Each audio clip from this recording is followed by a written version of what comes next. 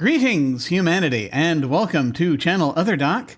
I'm Jim, I use he, him pronouns, and this is our campaign of the Ninefox Gambit RPG, a dystopian military sci-fi game based on the Machineries of Empire stories by Yoon Ha Lee. We're going to go around and say hi to everybody, find out who they are and who they're playing, starting once again with Pope. Hello. Hey everybody, Pope here.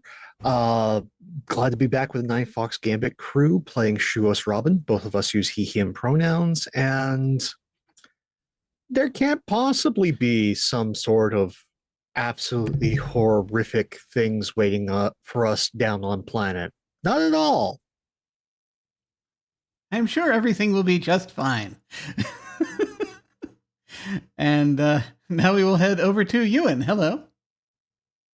Hello, I am Ewan. I play Nirai Tace. Both of us use he, him pronouns. Tace is has undergone quite an evolution in this game, and feeling okay. Feeling okay about whatever's on this planet. We're gonna lick this problem, guys. Yes, that's the spirit. And now we will head over to PB. Hello. Hi, I'm PB. Today I'm going to be playing on Don Floor, who is excited to be getting off of this ship, to be completely honest with you. It's just been unfun the entire time we've been on here. And so, or at least I've been on here, which has been a whole almost day. So I'm ready to get off of this ride. Because honestly, whatever's on that planet is going to be better than these last 24 hours.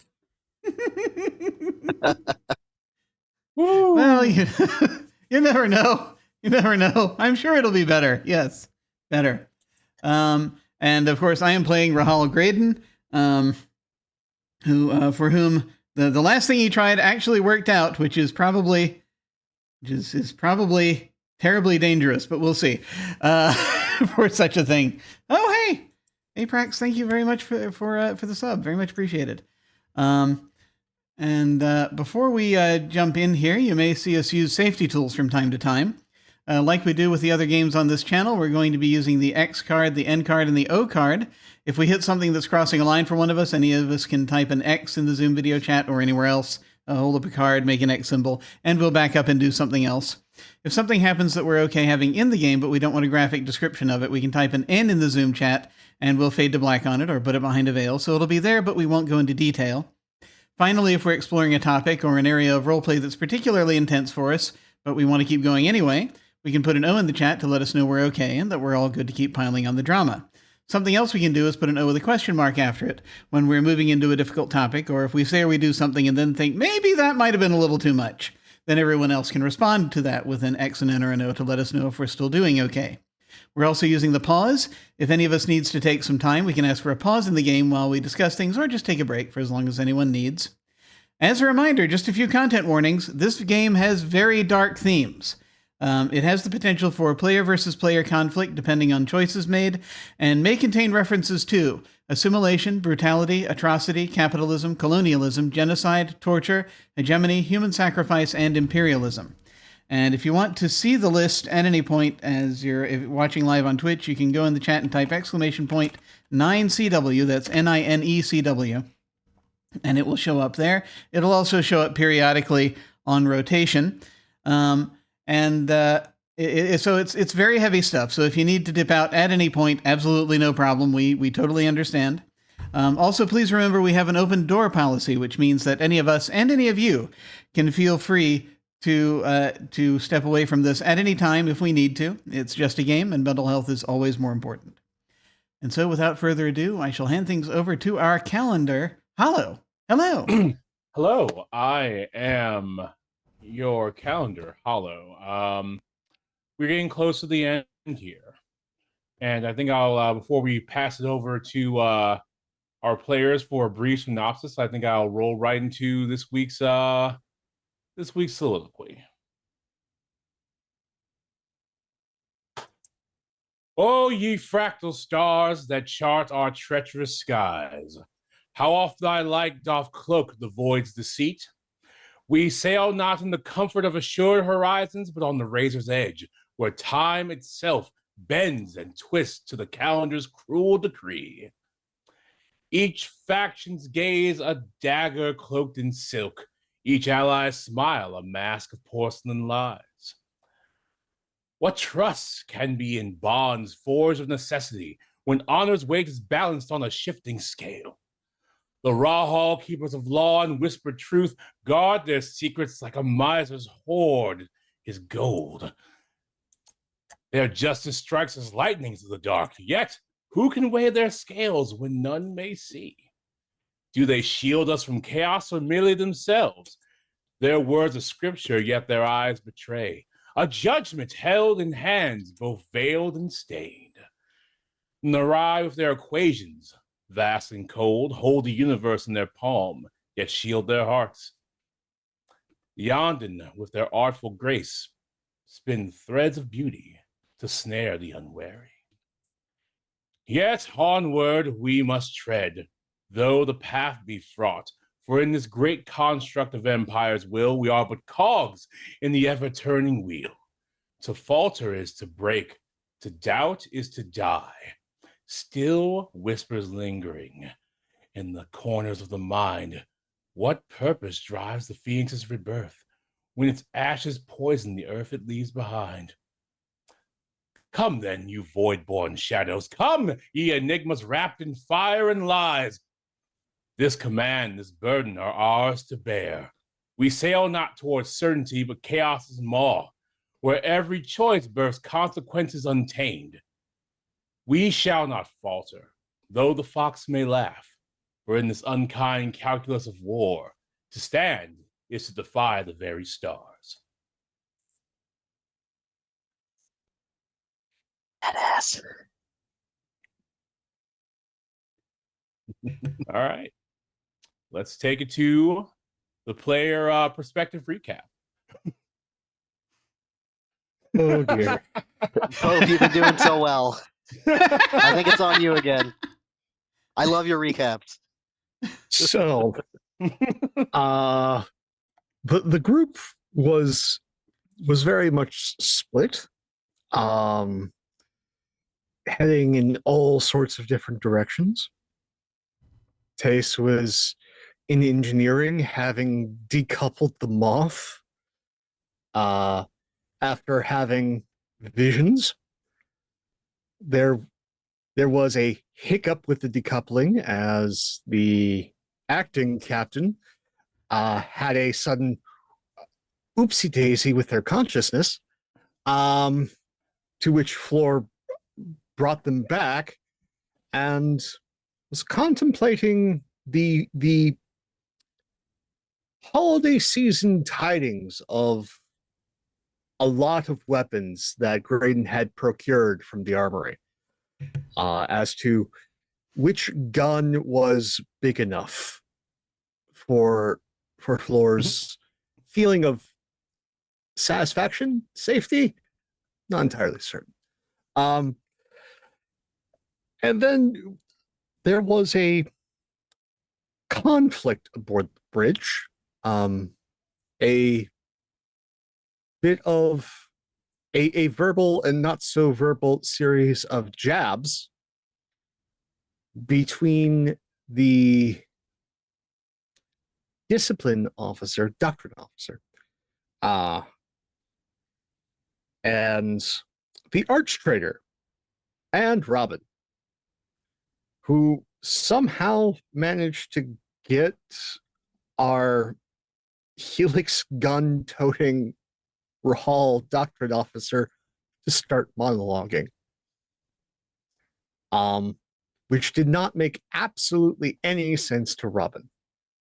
That there was, but to be fair, he did get shot with a gun that pretty much just shattered all of his memories of service to the Hexarchy. Yeah.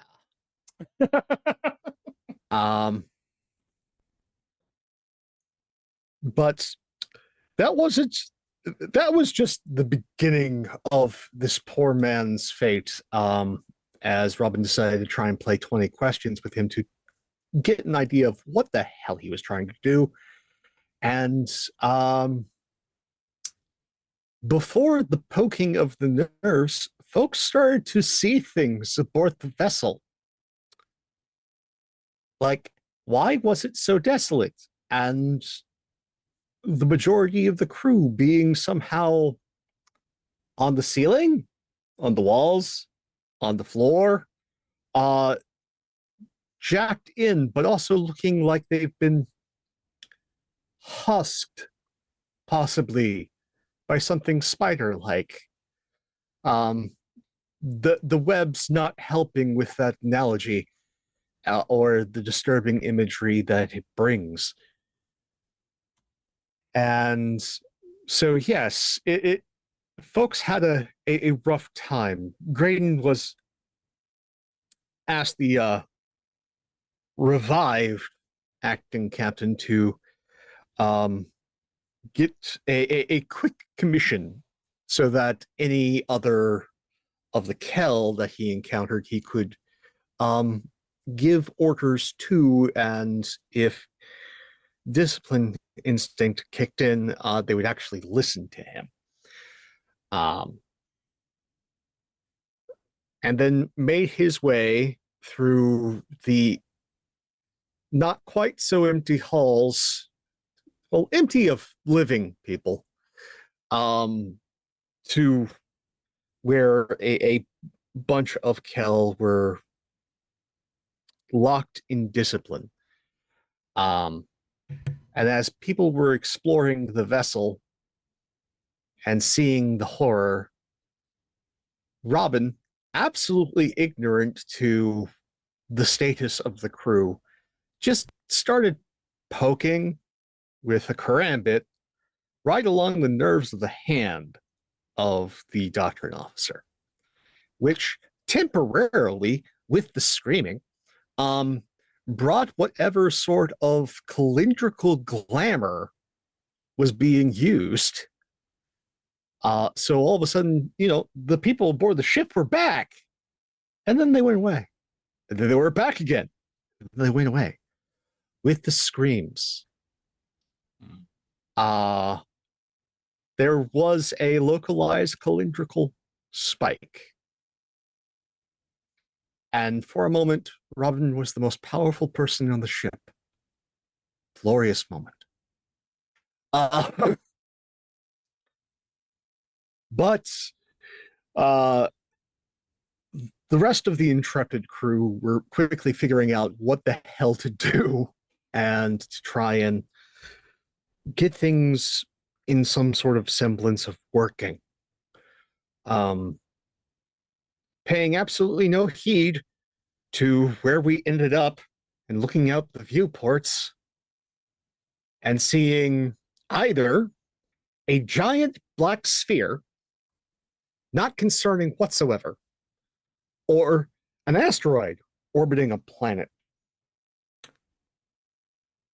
And, well, dear viewer, Robin didn't necessarily know, only kind of knew. Pope knew. That's the Black Cradle. That's that's a big bad place where terrible experiments are performed, which may or may not involve a horrific version of immortality. Definitely read the books if you haven't. It's worth it just for the terror. And yeah, Floor just going, right, Taste, that's a rock. It's not a rock. But also Taste realizing he has friends now. Which I don't know if that's a good or a bad thing yet, as Taste was retrieving as much gum as he could from the corpses of his fellow Narai. Not something to worry about at all. That is perfectly reasonable behavior. They're not using it.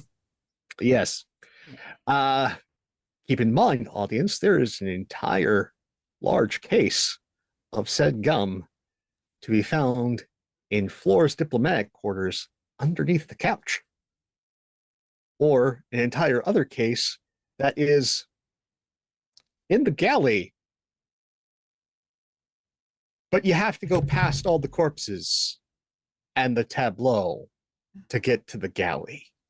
I think you moved. I think the case in Floor's quarters is the one from the galley. I think you moved it Yeah, from the one place. There were to the other. multiple cases. There were multiple cases. Oh crap! Oh, I didn't remember that. I know there was like one that was marked, but yeah, okay.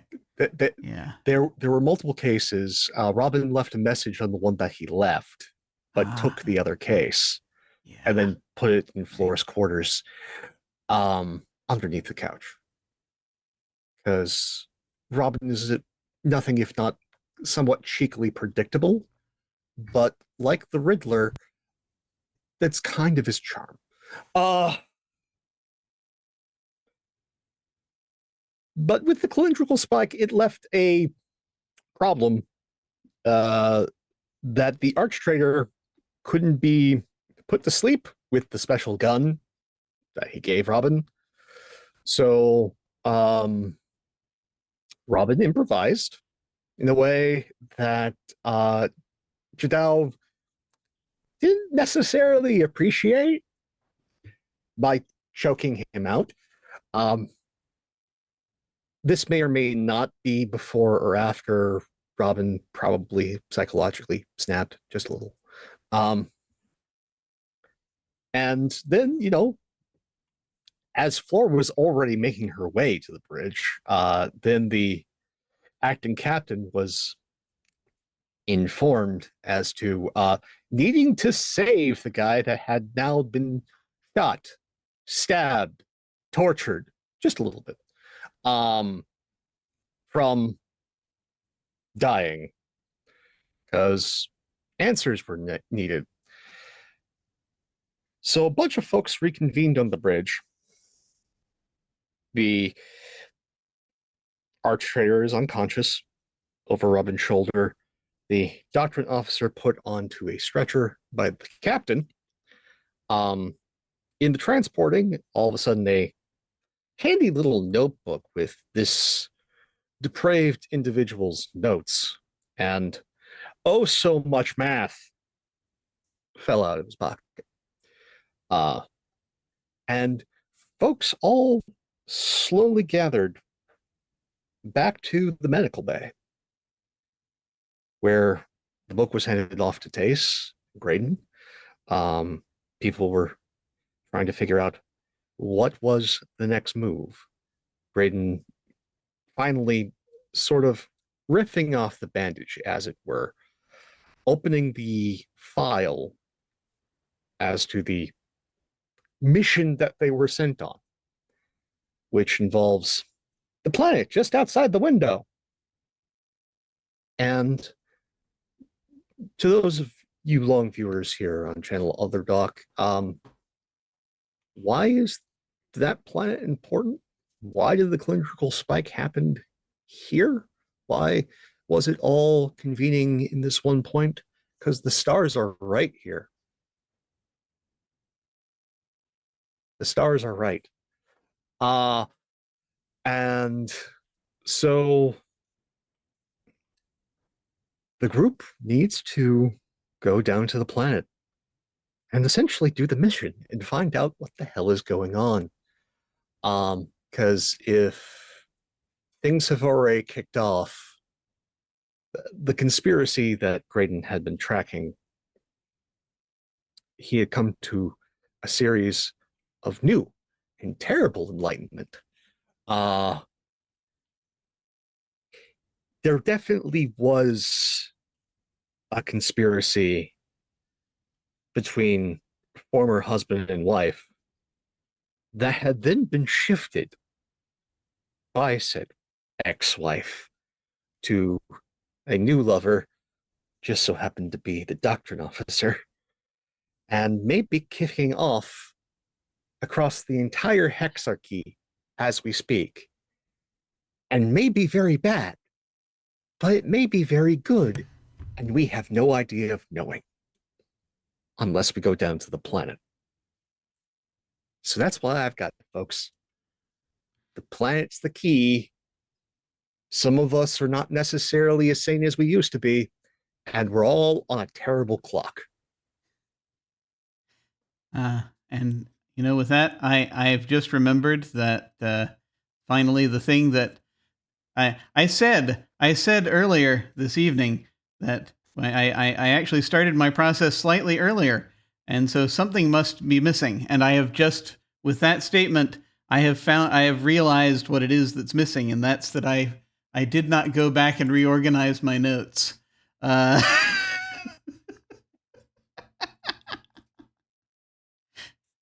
And so that's the as to the way the relationships fall. So we're gonna wing it.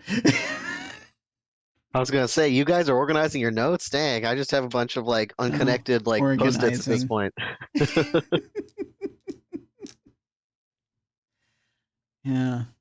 The only thing I have to add to that is that it seemed that the Kell that were being kept in the drill room, their fear was being used as a battery for what was going on, I think. And yeah, we have yet to even look at any of the bodies on the ship in detail. I think there was a little bit of it. Someone looked at one of the bodies. Yeah, I pulled one down. Yeah. Was it dead? You remember? Inconclusive. Yeah. It seemed kind of mummified, but then all the weird little threads kind of holding them together seemed like their mind or their personality or something was somehow still there in some kind of horrible half-life, perhaps. I don't know. Yeah. Didn't really investigate it further at the time. Half-life that may or may not be sustained by the gum and the collective consciousness that it creates.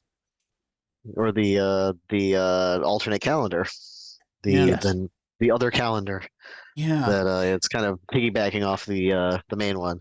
Yeah, and that was actually the nature of the thing. Is we found that the order for our the order sending us requesting our presence in the first place to study an anomaly on this planet was signed by Rahal Lohan and Nirai Wen.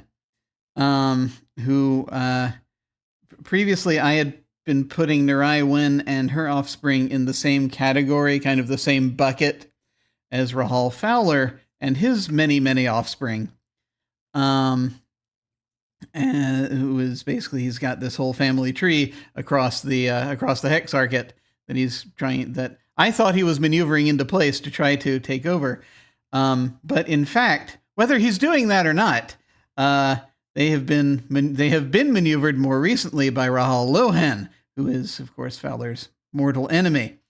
And so it's if Lohan has gotten together with Nirai Wen. Don't know if they're seeing each other or not in that way, but perhaps because Fowler is her ex.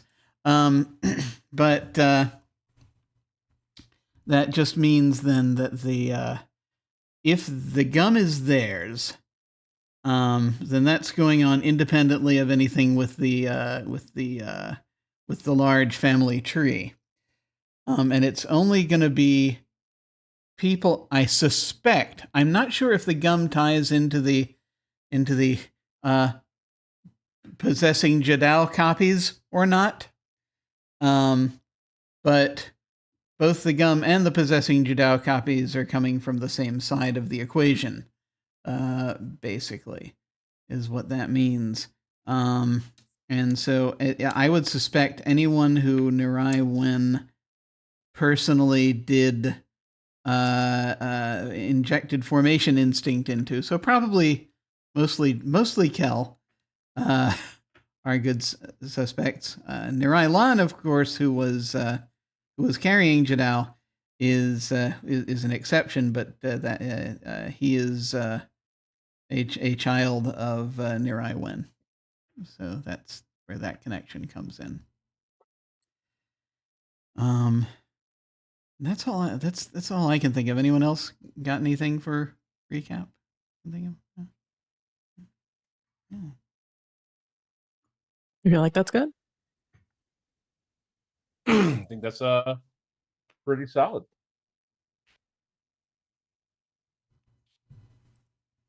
So I think we like to. You're all still mostly together. Maybe not in your own minds, but physically, for the most part.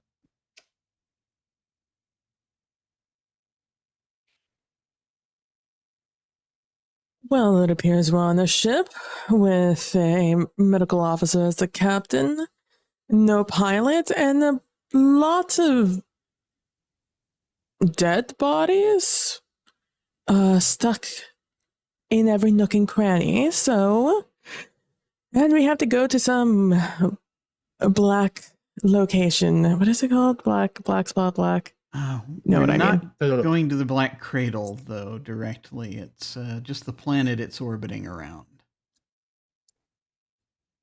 Also, point of contention, just a point, we do have a pilot, it's a servitor. Which is, maybe a little bit irregular, but it seems like it did a good job with the, making sure we didn't swerve into a star or something when I disabled the engine. Fair enough. Well, probably do for now. At least the calendar for right now is holding, so long as they keep the doctrine officer unconscious. So how do we want to do this? I guess take the shuttle off, cram us all inside, go to the planet, find out whether or not we need to throw the Black Cradle into the planet or not. Seems drastic. Do we? So we leave. I mean, I assume we need to leave the acting captain here and probably leave Rahal Lohan under their care in order to keep him unconscious. Probably your new friend Robin. Also, yes, they both need to be kept very much unconscious. Are we still? Wait, we left off last time in like a cramped space behind like a dividing wall, didn't we? Because we didn't want anybody in the med bay to listen to us. Yes. Yeah, we were. We were in another room.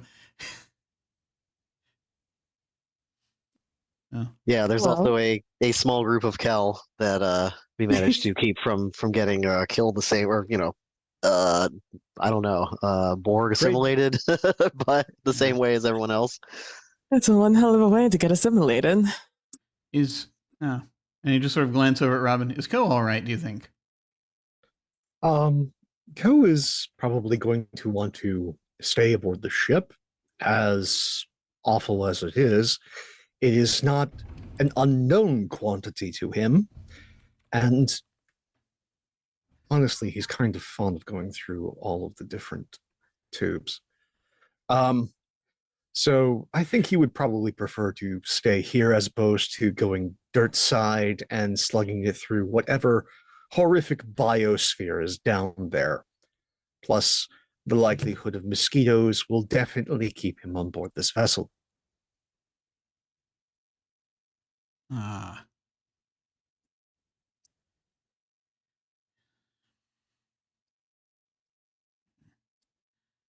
expect we should probably... We have an armory. Yeah, we got a lot of guns. Don't know if we'll need them. You might have some supplies.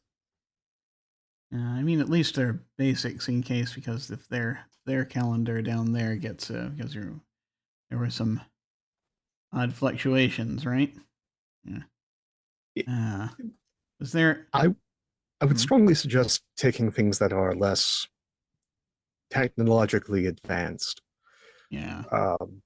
Definitely something sharp and pointy. Well, please fill sharp and pointy things that are normal. Also, sharp and pointy things that involve a calendar, cylindrical swords. You also have a large supply of sesame seed Kel ration bars. Never liked them. Well, we have something to trade, depending on if trade is a thing that we need to do. Yeah. Just need to find out what the situation is down there. Wait a minute. Oh. Maybe this is nothing. Robin, did you say that the former captain had an appointment with someone you set up down there already? Yes, they were supposed to be having, well, I'd have to go back to the captain's quarters and gain access to their personal terminal. But I set them up on an account with a bunch of different farmers on planet. Oh, I see. So there might be someone down there expecting her. Yes, I mean, that is a someone who date. looks like her with the obnoxiously big fish. Oh. Awkward. I mean, it's She important didn't have to a be lot able of to good fish. photos. But, yeah. Well, I'm just thinking that might tell us more about potential points of contact. Maybe. Well, I'm certain we can find enough makeup to make Floor less attractive. Well, and I'm not suggesting impersonation or anything like that. I'm just suggesting. No. I am wholly suggesting impersonation. Oh. I think you would have a little bit more luck looking like that person than I do. It's been a while since I've walked in heels, but I could give it a try. Right. We'll find you a fish. Let's stop at a grocery store or lake. Yeah. Authentic feel. Is there anything else we need to know about? Taste of you will puzzle anything else about his about Lohan's calendar from our material here? I mean, I pieced together all of the disparate bits of math last time, and I think all I could really determine was that everything depends on whatever is down there, but I don't really know what is down there. And you think, but what's down there inspired some of this, right? Yeah, he's apparently been there before, despite it being interdicted. I mean, maybe before it was interdicted. I don't know, but yeah, there's and we scanned the planet. So I'm trying to remember last time. We scanned the planet, and I think we determined there was some kind of population center or something. I can't remember. Hollow. You did find some kind of population center, wherever that reading is correct. I mean, it would be a place to start. Yeah. Right. And do we have any? Do we think that his webbing up of the bodies that has sort of like a kind of a remembrance for him? Or do you think, or is that just something he was trying to do to keep everyone out of the way? Maybe use them as batteries. I think it was maintaining the alternate calendar. I think that's what it was doing, and thus also powering the fake versions of everybody walking around. Have you told us at all, by the way, about the remembrance that you found in the cafeteria? I mean, it could, if we're just kind of chatting about what's happened since we saw each other last, since we've just been communicating mostly by augment, then I could mention it, like there some kind of messed up thing happened in the cafeteria, and I didn't really get I didn't get a good look at it because I was busy freaking out about the fact that Nurai Lan was apparently not Nurai Lan. Yes, of course. Well, I was thinking that maybe that might at least, it's not going to tell us everything, but it might give us a little more, another clue as to what sort of effect he's trying to bring about. I mean, it's it's quite creepy out there, but it seems like maybe the immediate danger to us has passed. Perhaps. I mean, it's still let's see. You reasserted the calendar, so all the bodies fell down. Yeah, so they're no longer, they are probably dead at this point. I would guess. Although maybe we can maybe the CMO can lay one out and do an autopsy or something and try to figure out what's going on while we're investigating the cafeteria. Maybe. That sound like a plan? I actually would like somebody to make a roll because once you've talked about this in the context of a remembrance, if you maybe through anybody feel their personal training or anything like that would or scouring the grid or anything like that about remembrances. Ooh. Well, I don't know that much about them. I guess I could. It's probably, since we lost our Vedona, I'm probably the next closest to having thoughts about it, I guess. It seems like a great roll. So let me see. I have. I'm gonna have my base 3, and let's see. Remembrances. Remembrances involve people. So I could I conceivably use my my signifier? People are not tools; they are instruments. Sure. Okay, so that's another 2. I can't see the cacophony ends coming in here necessarily because I'm trying to find out about the cacophony. I've read the entire. I don't think I've read the entire libretto on this one either because this is a book we just got. So I think I'm just going to have 5 dice. But my clock is at 4 currently, so that maybe will help. I have a die that ended up on its side, so I shall reroll it. And it's a 6. So I'm going to spend an XP to not go up to 5. Okay. All right. I'm loving it. I'm loving it. Because Graydon is already getting a little fuller of himself than I think I need him to. Nobody wants him to that process to continue. So I'm going to do that. But that's this is why I've been hoarding XP. But I did get 3 successes. Great. So you have the book. You have the libretto, in fact. Oh. And you're remembering, like, between the book and your own, understanding of remembrances, not quite as spicy as a Vedona's, but you come across either in your mind or the book, either way is fine, however you want to, explain that to yourself, narratively. But this remembrance is called the Remembrance of the Bound Chorus.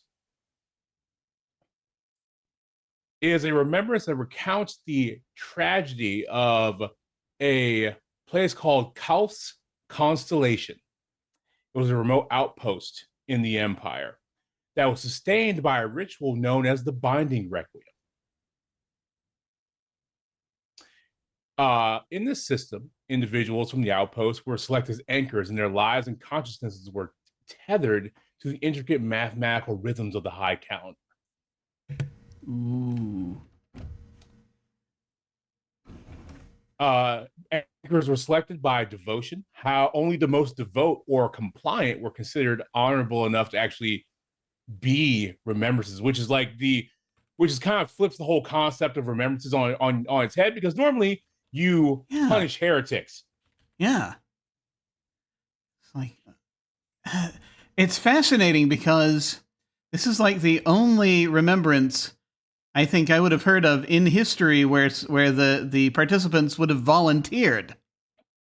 Right. They were physically restrained and then placed within sanctified machinery designed to amplify their emotions, their pain, their elation, their despair, aligning them with calendrical dictates.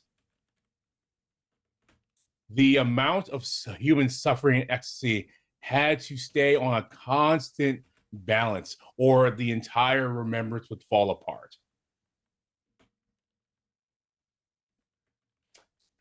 In fact, the remembrance's key focus is usually some type of baton. Ah. So I in my gum vision, I took the baton away from the vision of Rahal Lohan and I tried to break it. But we didn't have a baton physically, did we? No, you didn't. So I have a thought about that. But it's actually based on something that you have mentioned to us quietly on the side. So like the as kind of I'm looking this over, and I'm looking through the book, and I'm sort of mentioning these things out loud as I'm sort of looking at the book and also looking things up while I'm doing it, to try to kind of make sure I've got I've got everything in order. And so I tell everyone what was just told unto us, and I say and the key focus for it would be some kind of a baton.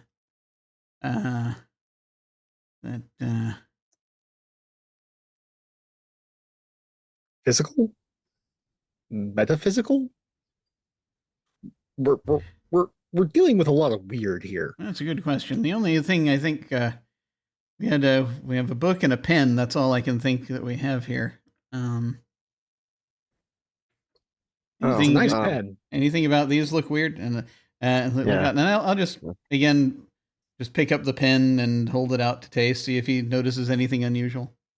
When you pick up the pen, like from the book, and you pass off the Taste, there's a moment of connected sorrow between the two of you. Ooh. That felt weird. Did you feel that?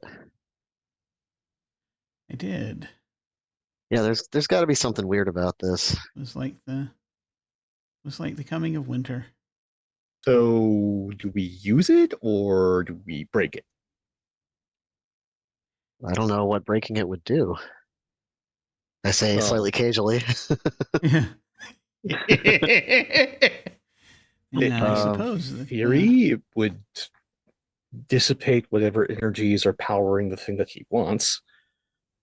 Well, I think we more or less did that, though. I thought when I assume Graydon would have explained how he reasserted the calendar. Yeah. But last time, at the same time, like again, I know if I were doing half of the shadiness that is going on here, I would have redundancies. Especially with how elaborate this entire scheme seems to be from the top down. Well, the way that remembrances often work is that they help to amplify the calendar so that we don't have to be standing there, constant, so that you don't have to have one of us on every corner projecting it. But reminding folks about it. And so part of that does involve I would say that the Kel being held and their emotions being brought out the way they were down in the drill room could have been acting as fuel for this remembrance in a way. And then the one that I presume that you're talking about in the cafeteria, might be another one. Well, you disrupted one. Let's go and disrupt another. Yeah. Besides, I want to see how this helix gun works. I need target practice. Pew, pew, pew, pew. We can't afford these guns in Shuos land. I'm going to play with a new toy. Yeah. Okay. Oh, that's disturbing. Yeah. I was going to say see if it works on non-living targets, but we're not 100% sure that the people in the cafeteria are dead at this point. I thought they were dead. I glanced at them, but yeah. Doesn't it undo causality? I don't know what the Neurai have been working on. I'm sorry, but might as well just take this for a spin and see if it affects the tableau. I am going to try and use the gun to turn the cafeteria into a place covered in chunky salsa. Oh my God. I was gonna say I'm not part of I wasn't never part of weapons research, but I'd be really careful with that if it's experimental. Do we want to check or to see if the victims are still alive right now? I mean, nobody has checked to do that. Maybe we check on them. Maybe we should check that first. I'm sorry. You want to go up and touch one of those with all the wires coming out? That I already did. I pulled one of the bodies down before, and I was messing with it. It didn't. It had some interesting mental resonances, but I believe that I can handle this without. I'll wear gloves. All right, I got gloves in my pocket. Everybody's got gloves. I'm certain if one of us were in that situation, we'd want to be put out of our misery if we were still alive, and this seems to be very good at that. Right. What if I pull the wires out and they wake up? I don't know. Let's find out. Let's have a look first, at least. Okay, I'll go ahead and continue their suffering. Can you just wait here? Hollow, can you remind us what it looked like? Everybody was like sitting at the table and they were like impaled or something. Yes, was that they were impaled from the bottom upwards, from their feet to their skulls. Everyone was had a rictus grin. Okay. Well, I'm becoming less confident that any of them can survive being removed from this. But let's poke them, and what is impaling them? Is it more of that like green wire stuff, or sorry? It is not more green wire. It is it's kind of like a pale gray filament. I am going to let the captain know what we're doing. That we're examining the thing in the cafeteria before and we're probably going to end up. We're going to need to go down to the planet, but we're going to check this out first. Sure, I'm going to be here. I guess writing a very lengthy report that I'm never going to ever send. I just need to do it for the mental exercise, really.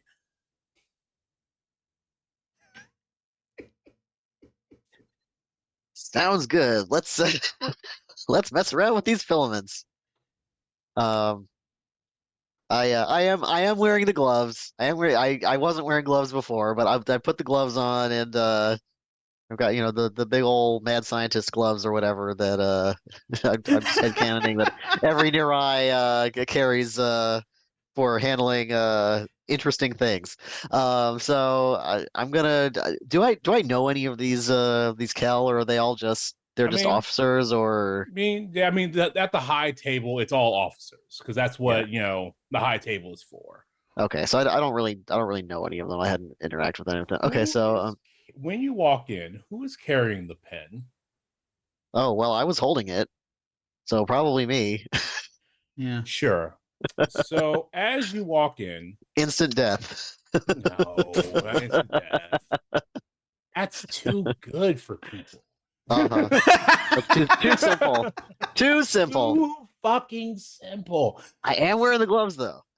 So when you walk in, the space feels cavernous, much more so than the hall itself would belie. Like a mess hall is a large space, but this now has an echo to it.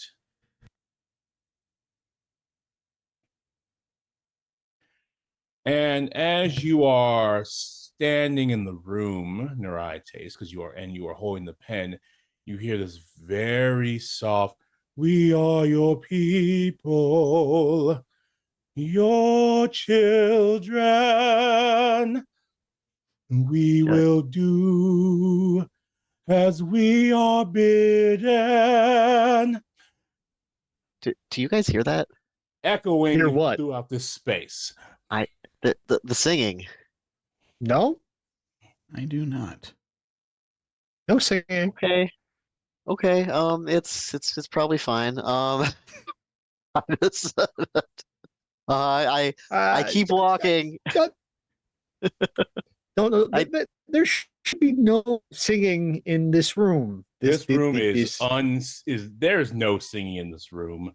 There's no singing whatsoever in this room, guys. We shall do all you ask, whatever work or task.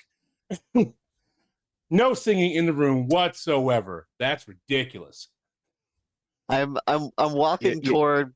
Sorry, go ahead. I'm walking toward the high table. Want me to just like wipe the slate clean and test out this gun? No, I think it's just an effect of the remembrance, but we just move carefully, right? Why would it be affecting you, Taste? Why would it be affecting you? Because I'm here. I don't know. I'm closest. I'm walking toward the table. I'll tell you if it gets louder or something. I don't know. I'm gonna walk up behind Tace, like uncomfortably close, and as Tace is really kind of just starting to ramble on, and like I'm assuming Tace talks with his hands, and it's like, why would I do that? Why would I do that? I'm gonna try and yoink that pen from behind you. You can totally yoink it. I'm not really paying attention. I'm listening to I'm also kind of creeping. Like my shoulders are kind of hunching more and more like this. I feel like a little bug in this like giant space. I'm just kind of like so as you touch the pen, so we walk in lines, our steps aligned. Each thought a whisper left behind. Do I still hear it? Yes. As you that's when you touch the pen, it's like now you're sharing this cavernous space. I don't know why you did that, but okay, that's fine. I'm just gonna keep walking. Okay, just maybe stay back a little bit. They surprisingly sound very good, actually. Oh, you can hear them. Oh, so wait, the pen is making you hear them. That's got to be it. So it's definitely a baton or whatever. I don't know. The focus. So when I get to the high table, I would probably just pick someone at random and start kind of like, can I manipulate them? Can I wiggle them or whatever? Are they like completely like rigid? Are they mummified like the other people? They are not mummified. They are quite supple people. None of that odd taffy croissant texture here. That was horrible. I have a little spike of memory of that. Like, oh god. These people are supple. They are full. Hydrated even. With the souls of 1,000 on the ship. Moisturized in their lane, etc. Moisturized in their lane, full of filaments. full of horrible filaments. Love it. The rhythm calls, we move as one. No voice to rise, no deed undone. As this is just continuing on. I've got verses for days on this, but like, so I kind of like, I'm holding some rando's shoulders, and I just kind of turn to Floor, and I'm like, this reminds me a little bit of how the Kell officers network, right? Like they're all wired for networking. Mm-hmm. They can composite whenever they want.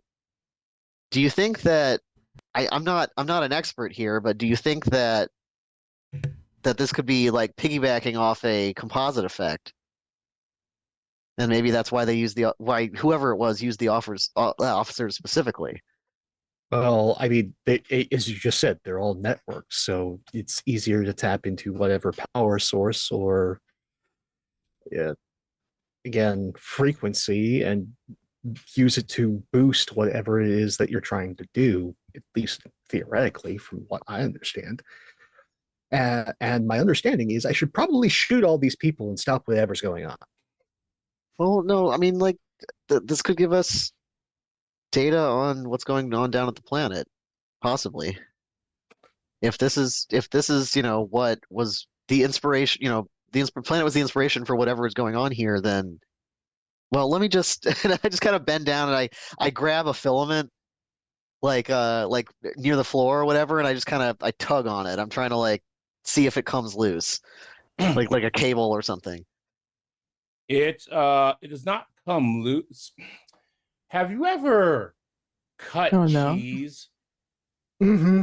Cut with a cheese. cheese wire? Yeah. Okay. Okay. Uh, So imagine you're pulling on a uh, cheese wire through a Oh person. no. uh, All right. okay. Well, I wouldn't tug it that hard, but if it Well, was like if you cutting tugged, somebody, you right? tugged. That's Oh, all we needed. oh God. All Ah. right. Yeah, I'm thinking this is a mercy killing at this point.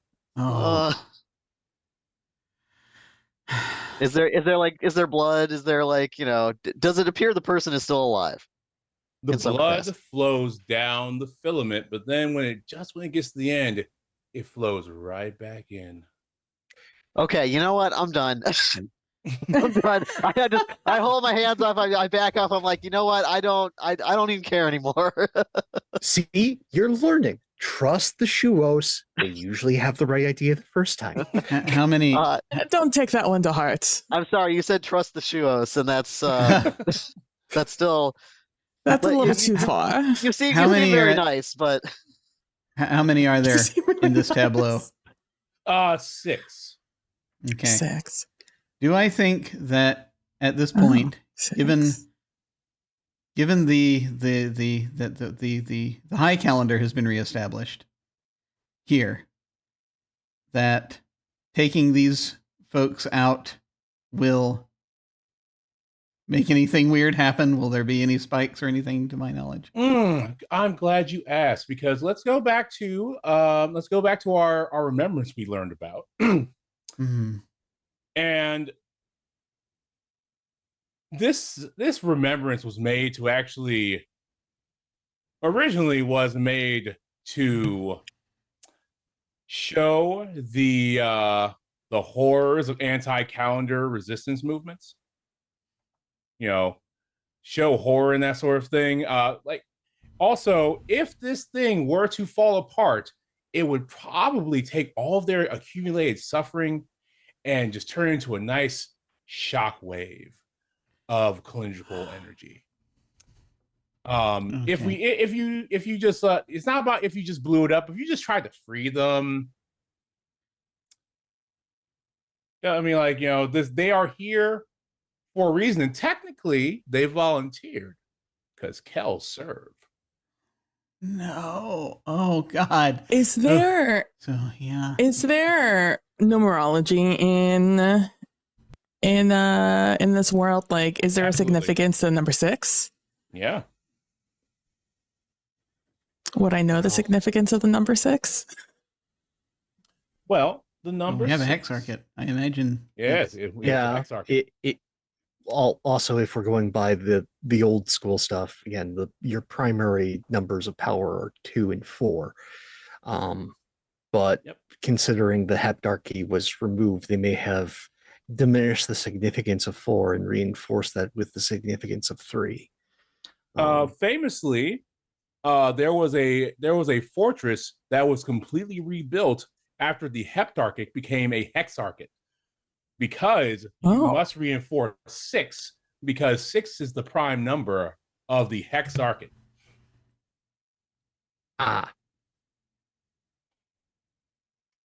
Yeah. Okay. Well, I know you're a little happy to use your toy, but there are plenty of desolate bodies out there that would do just fine for your little experiments. Again, I have some stress and wanted to repaint this room. But if you're saying you drag them in? No. Yeah, I'm not dragging a desiccated corpse in here just to try out this gun. Yeah. I am so you do have standards. I'm certain I can try out this gun down on planet on some sort of bit of flora or fauna. Oh, look at you being so reasonable. Oh yeah, we If take the these calendar out. applies. We take these out. There could be another spike, or it would send out a shock wave. And our local calendar that we just put back up here is tenuous enough as it is. So what you're saying, if I'm clear, is if things go completely point-shaped, get the ship close to the cradle and then shoot them. I don't think we know enough about the cradle to really want to make that call. Maybe that's, plan F or something. I don't know. There's got to be other plans that would be better than that we investigate beforehand. Right. Let's. I hope. Again, you have told me that this is a cylindrical bomb waiting to happen. Yeah. I am a Shuos. You have told a Shuos about a bomb. Understandable. The bomb is now on the resource list. Well, one has to defuse the thing first, one would expect. No. You defuse the bomb as the last option. This explains this explains a great deal. Even I think about the fella inhabiting your friend. I say, gesturing to Tace. Just kept that attitude all over the last couple centuries, did we? You don't just randomly disarm a perfectly good bomb. And this is why we don't give the Shuos any money. Do we now understand? If you gave us money, we might disarm bombs. I don't know. That's not what I'm hearing. Or just buy a couple of winnowers while you're at it. Just basically. Again, because we are given so little, we are very much of a waste not, want not culture. And that's why you blow up things, because that's not wasting anything at all. Actually, our job is a lot of the times disposal. But then again, when you're so wealthy, you don't really pay mind to your janitorial staff. No. Well, this is going great, guys. Maybe we should go down to the planet. Yeah, I think we should go down to the planet. That's probably the best thing we can do right now. Let's go. Like our tenuous alliance is showing cracking at the seams. No, okay, let's get moving. There was something last session that there was something in the diplomacy quarters. I remember you telling me that there was a bunch of stuff there and not to go into the bathroom, but I don't remember what the purpose was. Oh, that was the other diplomatic. Sorry. There's the other diplomatic quarters, which I may or may not have put a bunch of my own personal contraband in because it's so secure. And that if you did need anything, it would be underneath the couch in the diplomatic quarters next to yours. Just don't go in the shower. All right. Well, as we're discussing getting ready to leave, I'm like, well, that means I need to go change and maybe go find some toys to bring down with us. I'll meet you at the ship bay. Sounds good. Are we still hearing this, by the way? Is there still singing? Yes. Like I said, I've got plenty of things to say. But, just... it's all the same. It's all the same. It's all in the same, note structure. It's a very simple song because like a hymn, you need people to be able to remember and sing it. And it's still just Tace and I. Yeah, because if you're still holding the pen, and if you're holding the pen with Tace, people awkwardly holding hands, then sure. So this is the Hexarchy's version of Come All Ye Faithful. Yes. Great. I'm not touching that pen.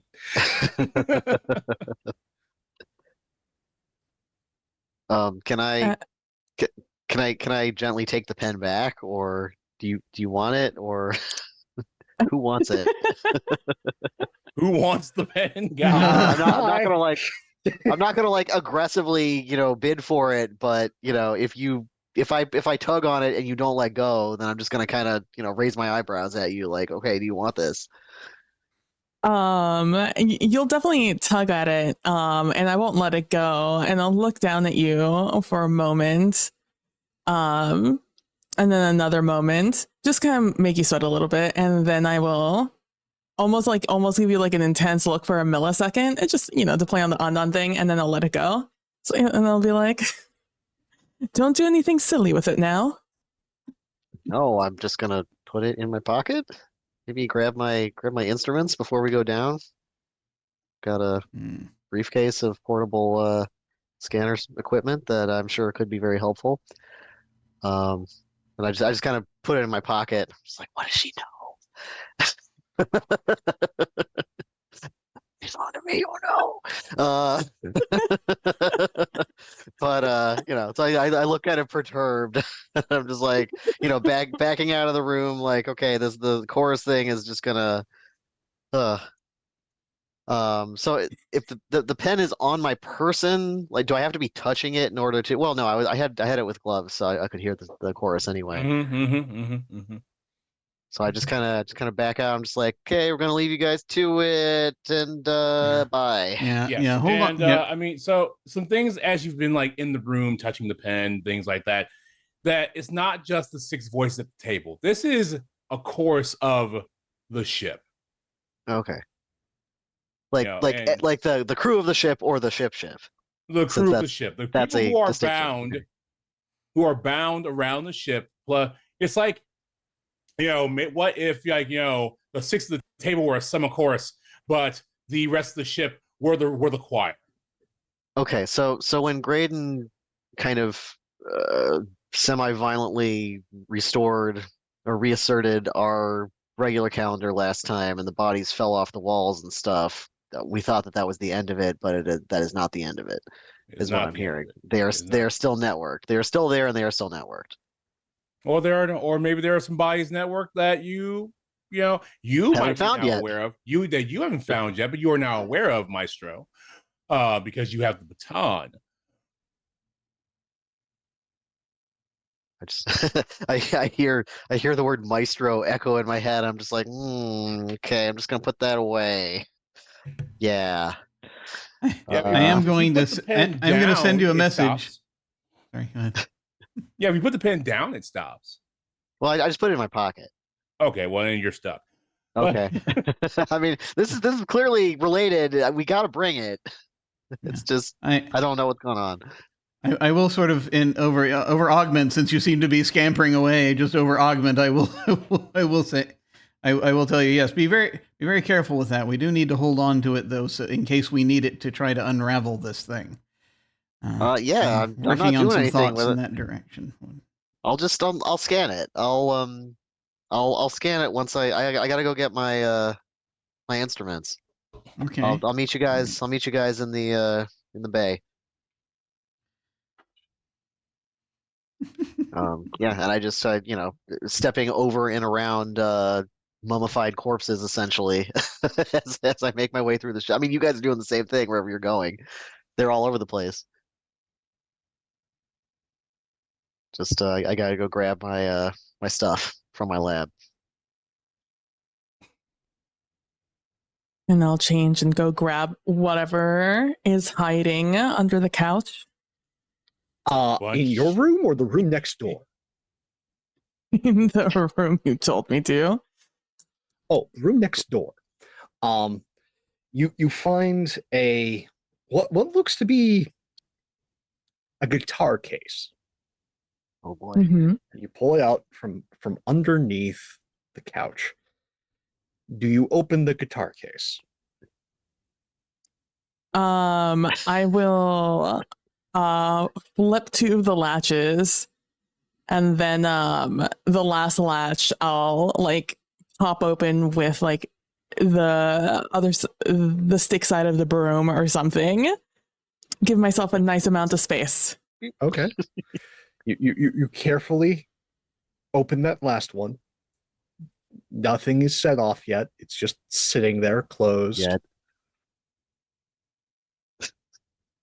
And then same idea. I will have dragged it like when I took it out, where I am outside the door, like with the stick inside. And so as I opened the last latch, and I was like, okay. And then I go to like lift it using the handle, and just very carefully raising it up, half mostly out, little bit in the room. You raise it somewhat. So far, so good. When it gets beyond halfway open, two of the little snakes that you would have in like one of those like pop open jars come flying out. To the sides, or like towards where one would open it? Towards where one would open. Amazing. And then you see, like, there are just layers and layers of both like weapons, documentation, facial appliances, changes of clothes, different forms of currency. It is just a massive spy kit. It is an industrial strength bug out bag for tradecraft.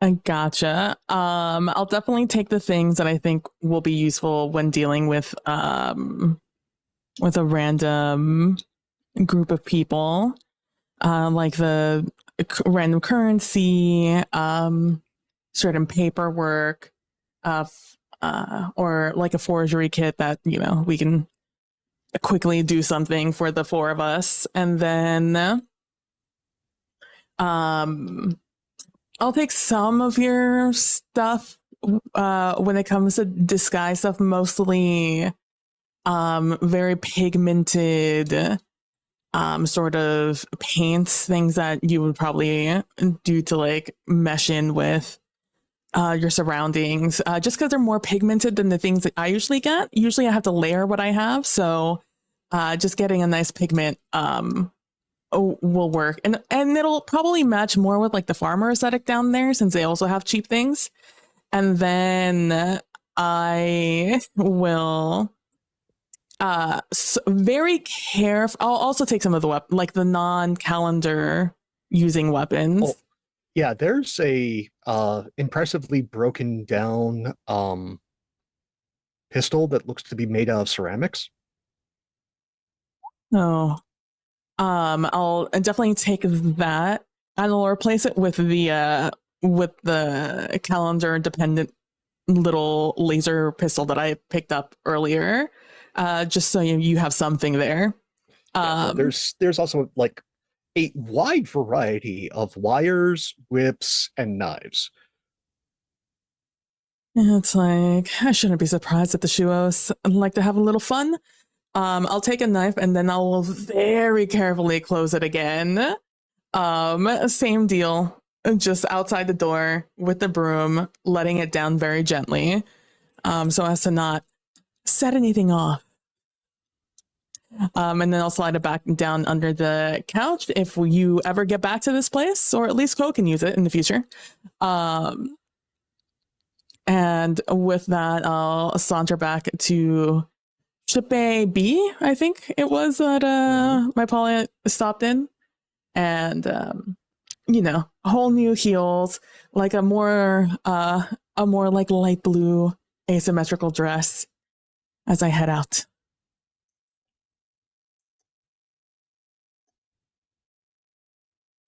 Is anyone doing any special prep before going to the ship?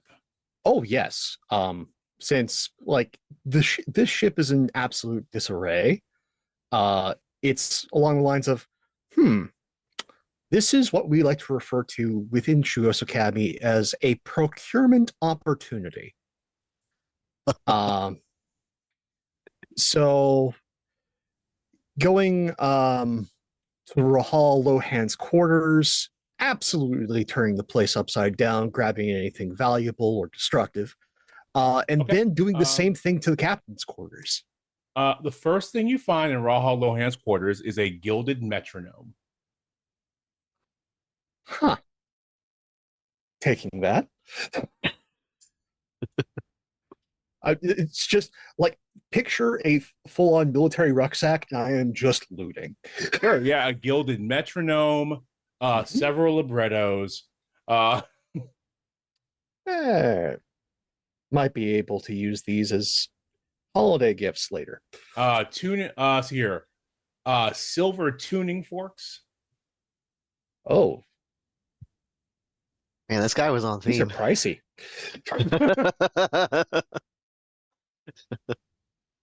Lots of old world law books, and like the ones that are like leather bound, they're entirely too large. The ones you could definitely throw the book at them style. Bam, they are. Oh, you were a Rahal, I see. Okay. that I can certainly get. Yeah, no, I can sell these in the capital for a good bit of coin. To other Rahal. To other Rahal. Yeah. They need them. It's a status thing. You know how many grenades these could buy? And then as you are packing all this stuff up, you find a small armoire.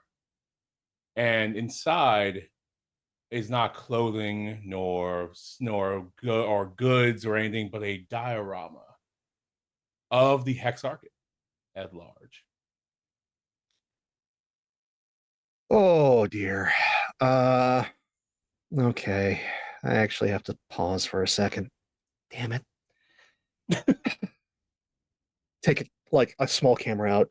Okay. Get every angle on this fucker. And get some close-ups. Every planet, every outpost has been one-to-one marked with an ancient theory, ancient in terms of the Hexarchate, of the music of the spheres. Every planet, every place, every person has its own resonance to give off in the turning of the universe as the universe spins. And he has marked musically one-to-one what those things would be. Cool. Quick second. Do I see our lovely planet and the asteroid on this diorama? Oh, the asteroid is not there, but the planet is a principal singer in this chorus. Huh. Okay, this is just confirming my ideas of throwing the asteroid into the planet. Is most likely that the asteroid, being a black site, as you've been told, was not figured into any of these calculations. Okay. But you're a principal. Okay. Fun. Now I'm just kind of like looking.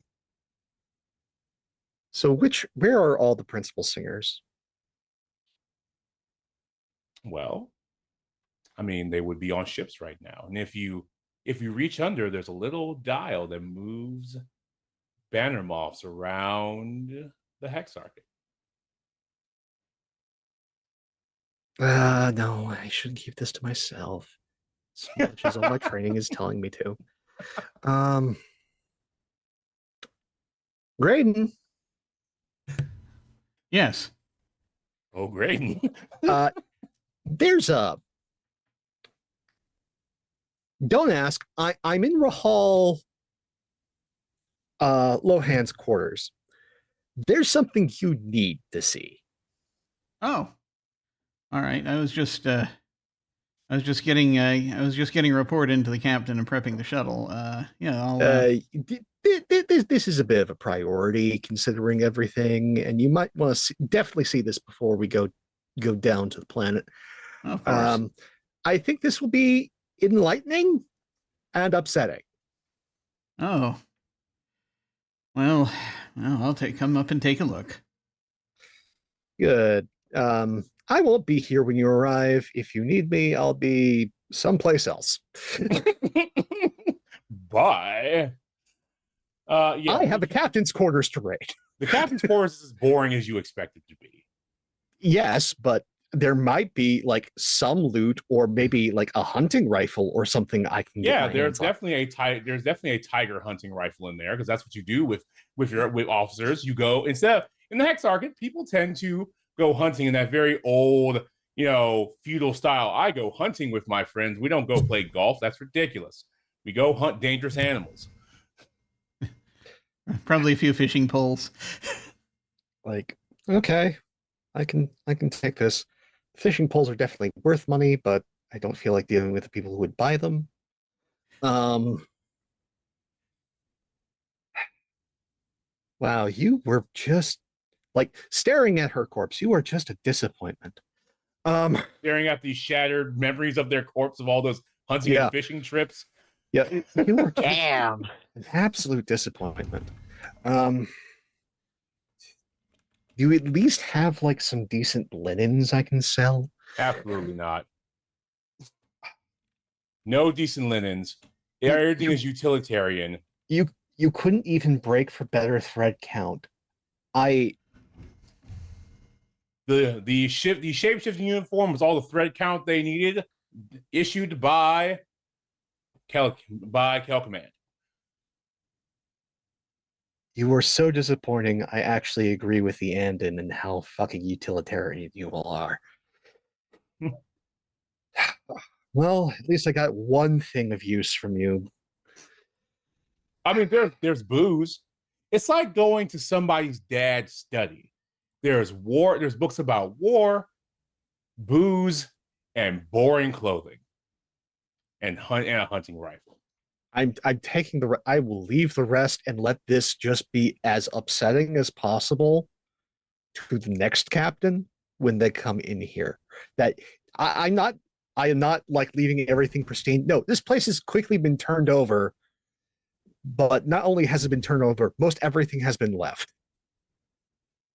So the only thing that is truly of value in a mercenary's mind has been taken, clearly.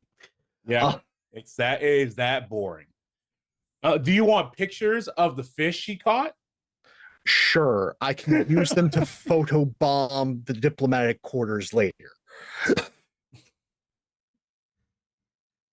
No, I can just yeah, no, this right under the toilet seat. Yes, we're going to do that later. Oh, I'm certain Co can put this in some place absolutely horrific. We're yeah, no, we'll take the photos, because I can use that to flashbang somebody. But yeah, no, everything else. No, okay, I've gotten my loops. Just run by the armory. This looks like a pretty nice utilitarian Kel hatchet. I will take you. Oh, I have to let you back into the armory if you want to go into the armory. I set the captain's code on. I locked it. Remember when I left, using the captain's code. There are vents. Okay, that's fair. Yeah, Robin doesn't like the vents because Co hangs out in them, but there are vents. There are vents. If you want to get into the armory, you're going to have to use the vents. Otherwise, you need to ask me to open it for you. I am fine with using the vents. I don't have that problem that the rest of you seem to. The only problem with the vents is that Co is sometimes in them. Yeah, that's fine. That's where Shuos are. We are in your vents. you come to a junction and you just kind of wave to each other as you go past. No. To have the rest of the audience understand where I'm coming from, in my mind, all Shuos are just weasels. Every single one of them. Just think ferrets. Like they will go wherever, they will find your shinies, they will play with your shinies, they will put them in places you cannot find them, until far later on you just stumble upon them. They will cause you nothing but havoc. But at some point, as frustrating as they are, they're also kind of cute and smelly. that are the Shuos.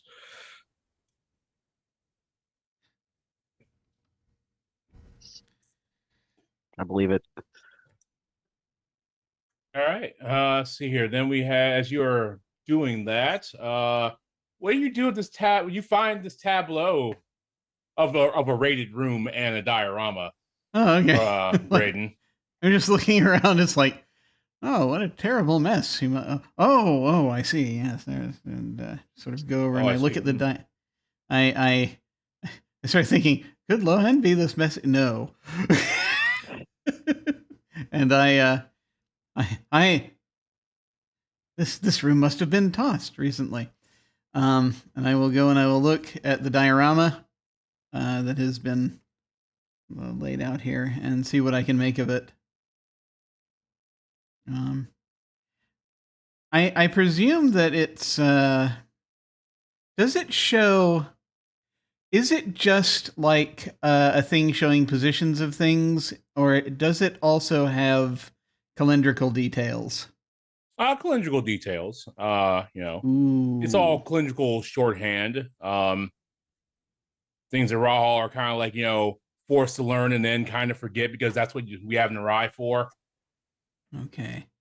So I don't know whether or not I have time to play with the diorama or not. But what I'm wondering is, does the diorama appear to have any weird qualities, or is it just like a physical object and that's it? It's a physical object. It's probably meant to abstract things physically, just so somebody can see what's going on instead of trying to do everything in their head or everything on like a piece of paper. Like, this moves. Like, it, you can play with it. Yeah. You can move things around. Okay. Do I think that this will be able to help us to predict what might happen if we do certain things? You said there are ships on it, right? There are moths on it. Mm-hmm. So I'm going to presume that the moths that are on here are the ones that are involved in the web he was trying to create. So I'm going to assume that one of them is that other banner moth and that cinder moth that we were looking at least. And so that gives me an idea then of so how many ships are on this thing? Oh, that's yep, that okay. No, that would be the number. Okay. That's the number you were looking for? Yes, number. That is the number I was looking for. And that said, is the same number of key, is it the same number, is the number of key planets also 6? Or, yep. Okay. 66, I see. 6666666. So,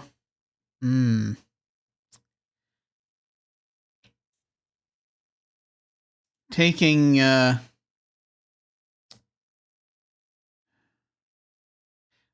all I'm really wondering is if I think that, and probably not right now, but do I think this model might be able to help us figure out how to take his duplicate his calendar offline? Possibly. It's possible. Okay. All right. Then in that case, I'm not going to take too much time here, but I will, however, I will do one thing. If I just sort of try to figure out, and I don't want to try to invoke math or anything right now, but just sort of looking at the planet memory, I think he named it, planet down below. If that were taken out, what does that look like that would do to everything else?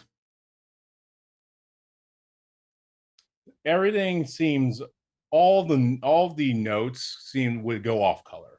Like, major notes to minor notes. Everything is kind of hinging on that. Okay. Do I feel like that would have a major disruptive effect on the? Is this thing?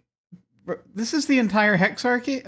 Is this the entire hex arcade here? As is known in this point in time. In the currently. Okay. Yeah. And so, like, do I think that would throw off the high calendar across the hex circuit if something like that were to happen? No, you think that things rely on spikes to align things to make this work. Okay. All right. Okay. So it's really just a question of if we take something offline, we just have to do it quietly. I think that's basically what that is telling me. Which means that I don't think we can. Much though I enjoy the poetry inherent in the idea of putting the Black Cradle asteroid on a collision course with this planet, I feel as though that would be noticed a little too noticeable. Because like maybe not even to the citizens, but the thing is, does it still cause cylindrical spikes if only a few people know about it? If only like people in power know about it, or is it just them knowing about it that causes the problem as well? It's more like these are all deliberate spikes. These nothing about this is incidental. These are all deliberate spikes that would have to occur, in some kind of order, and things could go, and the goal is the whole damn shebang. But this could happen in sectors. Okay. Got it. All right. Okay. So it might be possible to take out this planet if we have to, but then I'm gonna think though that could still mess up at least this entire freaking sector, possibly. So we gotta be, and then also might mess up things that people at like an almost people just like right hands of Hexarchs, basically level of people have their fingers in. So, okay, at least I've got an idea. I'm going to go ahead and take a quick picture in my, we'll use my augment to take a picture of the thing so that I've got sort of an idea of it. And if need be, I'm actually going to take a picture from multiple angles so that I have it, and if need be, and by we I mean Tace, can make a virtual model of this thing if we need one to help us out. And then I'm going to go back to, and basically having done that, I'm going to go back to getting everything ready to go. All right. I think that we're going to go to break with people getting things ready to go to planet, and we will come back and we will start the planet run. I wanted to grab a couple things, but we can do that after break. Yeah. Sounds good. Cool. Okay. All right, folks, we're going to go to break. I've got an interview queued up. We will see you shortly. Welcome to the break. I have Brian here with me. Hello. We're going to talk about Pathfinder. Yes. Which is a game I have not talked about much on this channel. Tell us about it. Well, it's a game I haven't talked about that much until fairly recently. So, and specifically, we're talking about the second edition. Is that right? Yes, we're talking about the second edition, and even more specifically, we're talking about the remastered version of the second edition. Oh, yeah, okay. So, so a little history on me. I've been playing and running role-playing games since 1982, which means, in my case, my first game was first edition. Actually, just basic Dungeons and Dragons, and then first edition Advanced Dungeons and Dragons. So I've played and run every edition of Dungeons and Dragons up through 5th edition, and have enjoyed them. Have enjoyed things about each one of them, and then things go through cycles. I go back and forth between wanting to do sort of the more traditional fantasy, D20 based role playing games, and then a whole bunch of other story games that I also really enjoy. But eventually, I was running 5th edition, and I discovered I was, at least for the game I wanted to run, I felt like I was fighting against the system. And I had already had Pathfinder First Edition, which, for those of you that are not familiar with it, sprang from D&D 3rd edition, and was essentially a continuation of what 3rd edition did. But then at some point, the people at Paizo, the company that makes Pathfinder, they got the idea to do a second edition and almost entirely start from scratch. And that second edition is incredible. It's really good for a bunch of reasons. First off, there's what's called the action economy, and I really like that because you've got, unlike previous editions of either Pathfinder or D&D, anytime your character does something, you have 3 actions. That's it. 3 actions. Everything you do is an action. You don't have to worry about the type of action, which is what used to drive me crazy with the different flavors of action in D&D.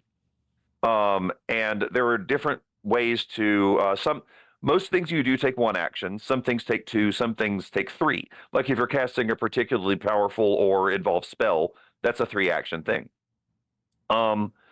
And so first off, they have done a really good job of designing that so it works really well.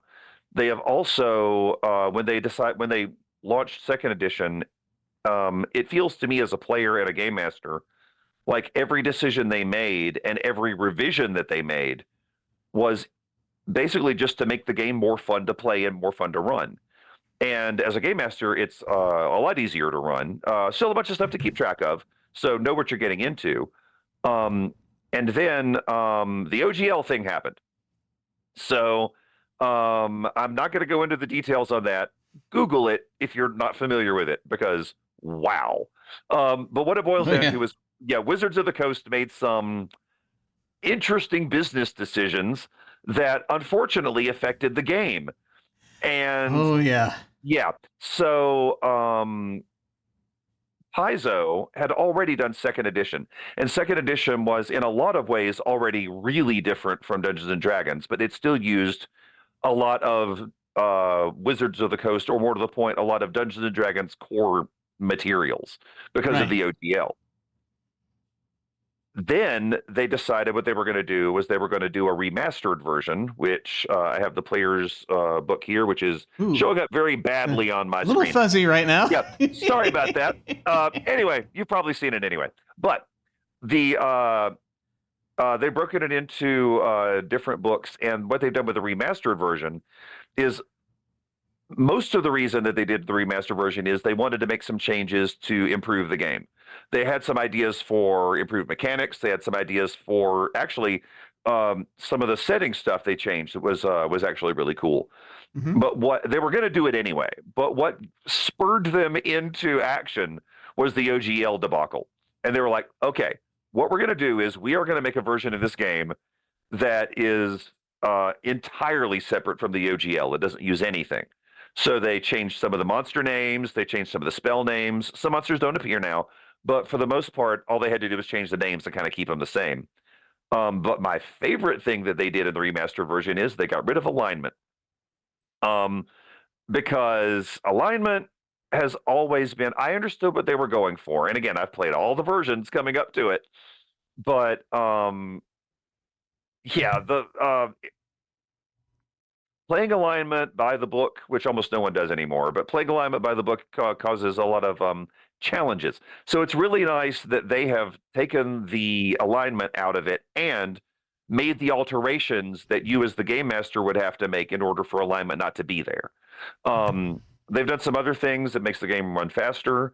So what it boils down to is Pathfinder 2nd Edition is my go-to game for that kind of story. For the traditional old school or new school D&D adventure party D20 based stuff. Cool. Yeah, I have played some Pathfinder. Actually, most of the Pathfinder that I've played was first edition, which is basically just sort of a little progression on 3.5. Yeah, D&D. so sort of 3.75. Yeah. I played in a campaign of that. And I played in a few very short campaigns, long campaign and a short and a couple of short campaigns. And we got to play a couple of adventure paths a little bit, just like the beginnings of some adventure paths before, alas, real life would come knocking and be like, well, we got to do other stuff. So, never got very far into any of the adventure paths, but I was always impressed with sort of the ideas behind them. Now it was only as of this recording, a relatively short time ago when I finally got to play a session of Pathfinder 2e. And that was a game I played. It was streamed. It was over on Lost Caravan, where I played a rogue in Numeria. I watched that game. I thought that was good. Oh, cool! Thank you. I had a lot of fun with it because it's I remembered bits and pieces from the Galarian setting from the previous times that I'd played, and so they always make things kind of very engaging, at least for my for the way that I look at settings. So I liked that about it, so I got to dip in a little bit, see a little bit about how it goes, but I never really got to experience like the full thing necessarily. It was just like single session. Yeah. So have you had a chance to play like in campaigns with 2e for a bit? Yeah, several times. I've done a few one shots and then one short campaign that was about 10 sessions long. But that was great because I got to see how the progression works and how, like, when you advance and when you get experience points, the cool stuff you can do with them. And one of the things I do like about it is that even at first level, I felt like my character was cool and could do some really neat stuff. I never felt the problem I had with third edition, and also because of Pathfinder First Edition coming off of that, was I often felt like I was waiting for the cool stuff to show up. And I think the designers of Pathfinder Second Edition also had that experience, and they were like, "Oh yeah, let's give them some cool stuff right off the bat." But the other thing is, leveling up should be fun. Leveling up should be kind of a dopamine hit, right? And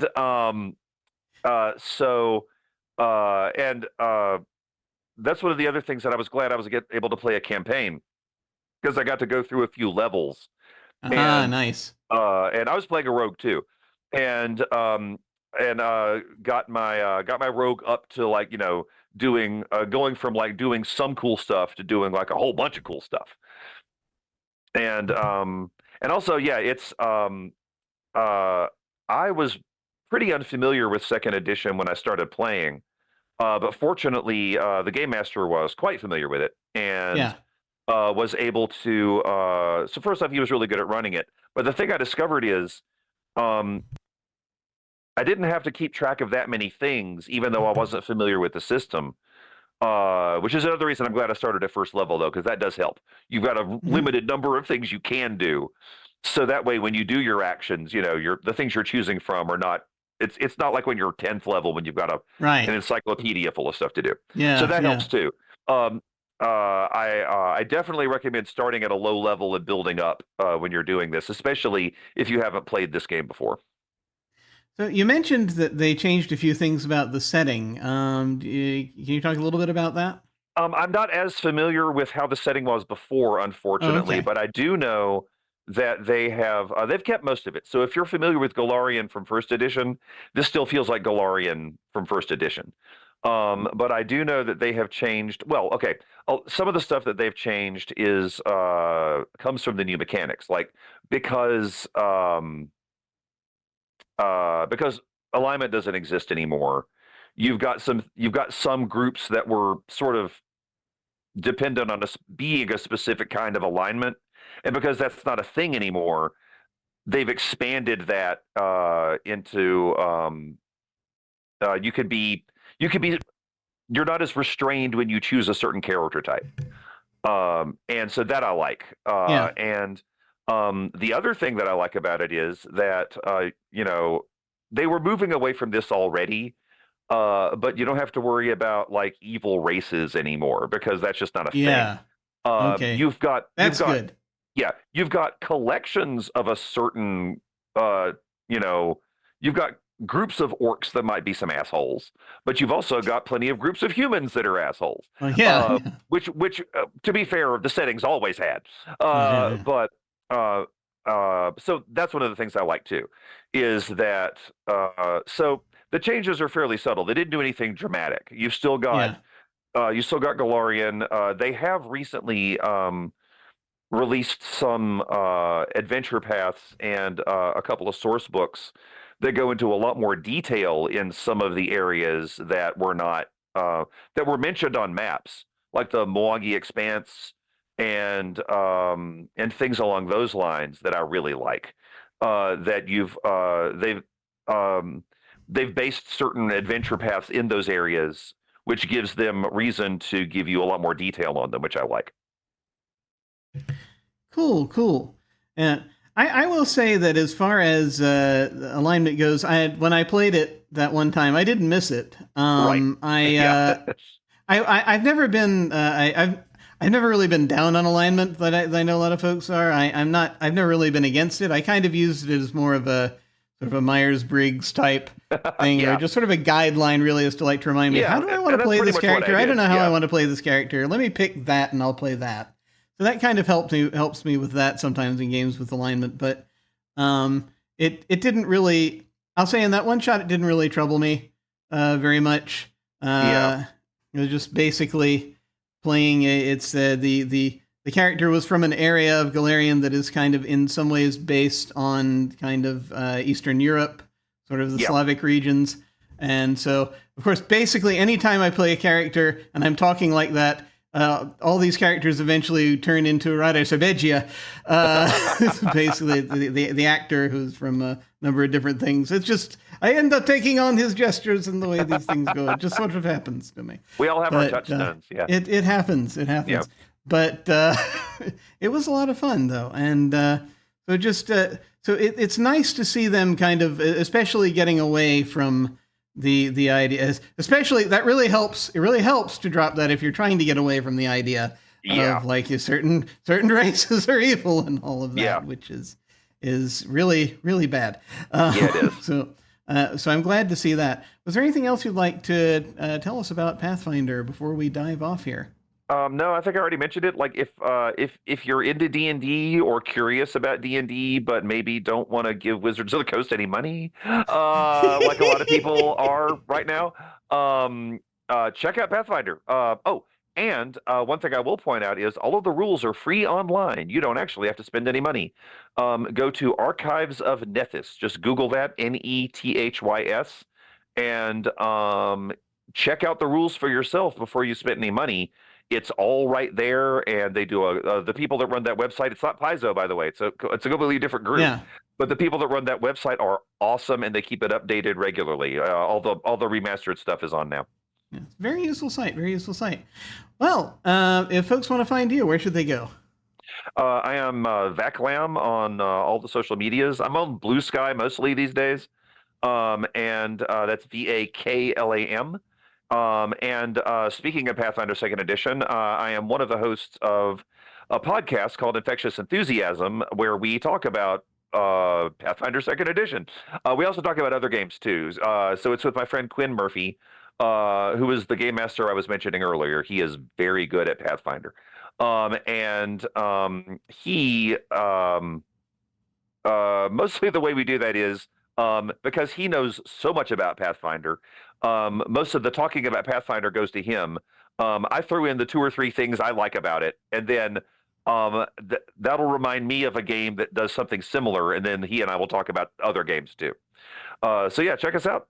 We have just started. I think we got 5 or 6 episodes out time of this recording, and we would love to have you over there. Awesome. Well, folks, thank you all very much for watching. I'm going to throw things back to my future self. Take care. We will see you suddenly. Tell Jim we said hi. Please let him know.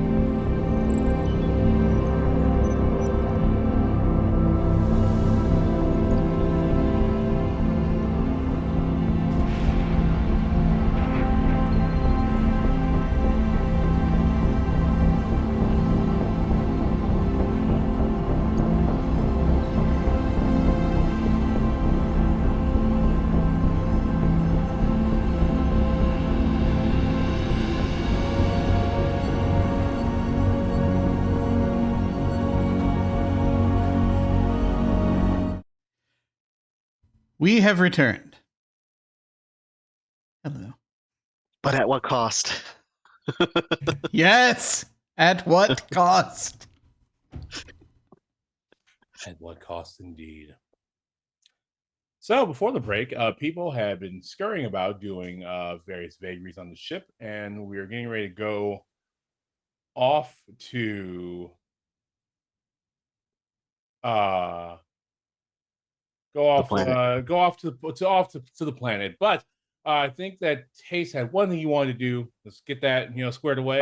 Yeah, I just wanted to I wanted to collect the badge, which I think we just kind of left on that table when we were showing it to Raha Lohan. Do you remember the little like weird little chip thing that was inside the rank insignia or something or whatever it was? Right. Yeah. The thing that God. You said it might be like scryable or something, but then I don't think we ever actually scryed it because everything went to hell. So yes, I wanted to go get it. I'm just gonna like quietly pocket that. Elvanis had it. Yeah. Yeah. I'm gonna quietly pocket that just in case it might come in useful. I don't actually know. Just trying to I don't use weapons. I'm not a weapons guy. I can, maybe shoot a gun, but like I'm trying to just gather useful items in a different way than Shuos Robin is gathering useful items. And then I go get my briefcase of instruments, which I think honestly was probably just left there. I don't remember if I did anything else with it. So no, not really. yeah, I think everything just kind of went to hell. So I'll go get that stuff. And then I just I take out my my tube of 2 salvaged gums and I just look at it. I'm just like, no, I gotta ration these. This isn't enough. If I could just find more gum. And I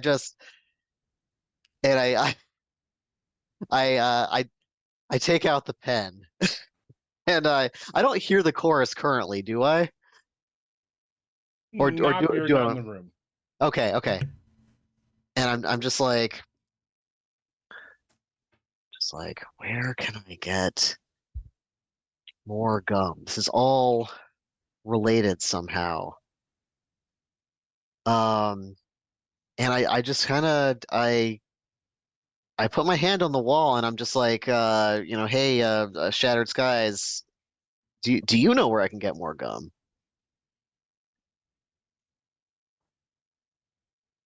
And I'm just seeing if I can like communicate with it at all, even though I'm not currently, tripping balls. But I guess if there's just silence, then I just it kind of leads you back to the diplomat suite. Oh, is variable layout back? Yeah. Okay, it is. So I would just kind of like, maybe I don't hear anything, but I leave the thing and I'm all of a sudden back to the diplomatic suite. And I'm just like, oh, this isn't where I was trying to go. But wait. And I go and I don't know if Floor is in there.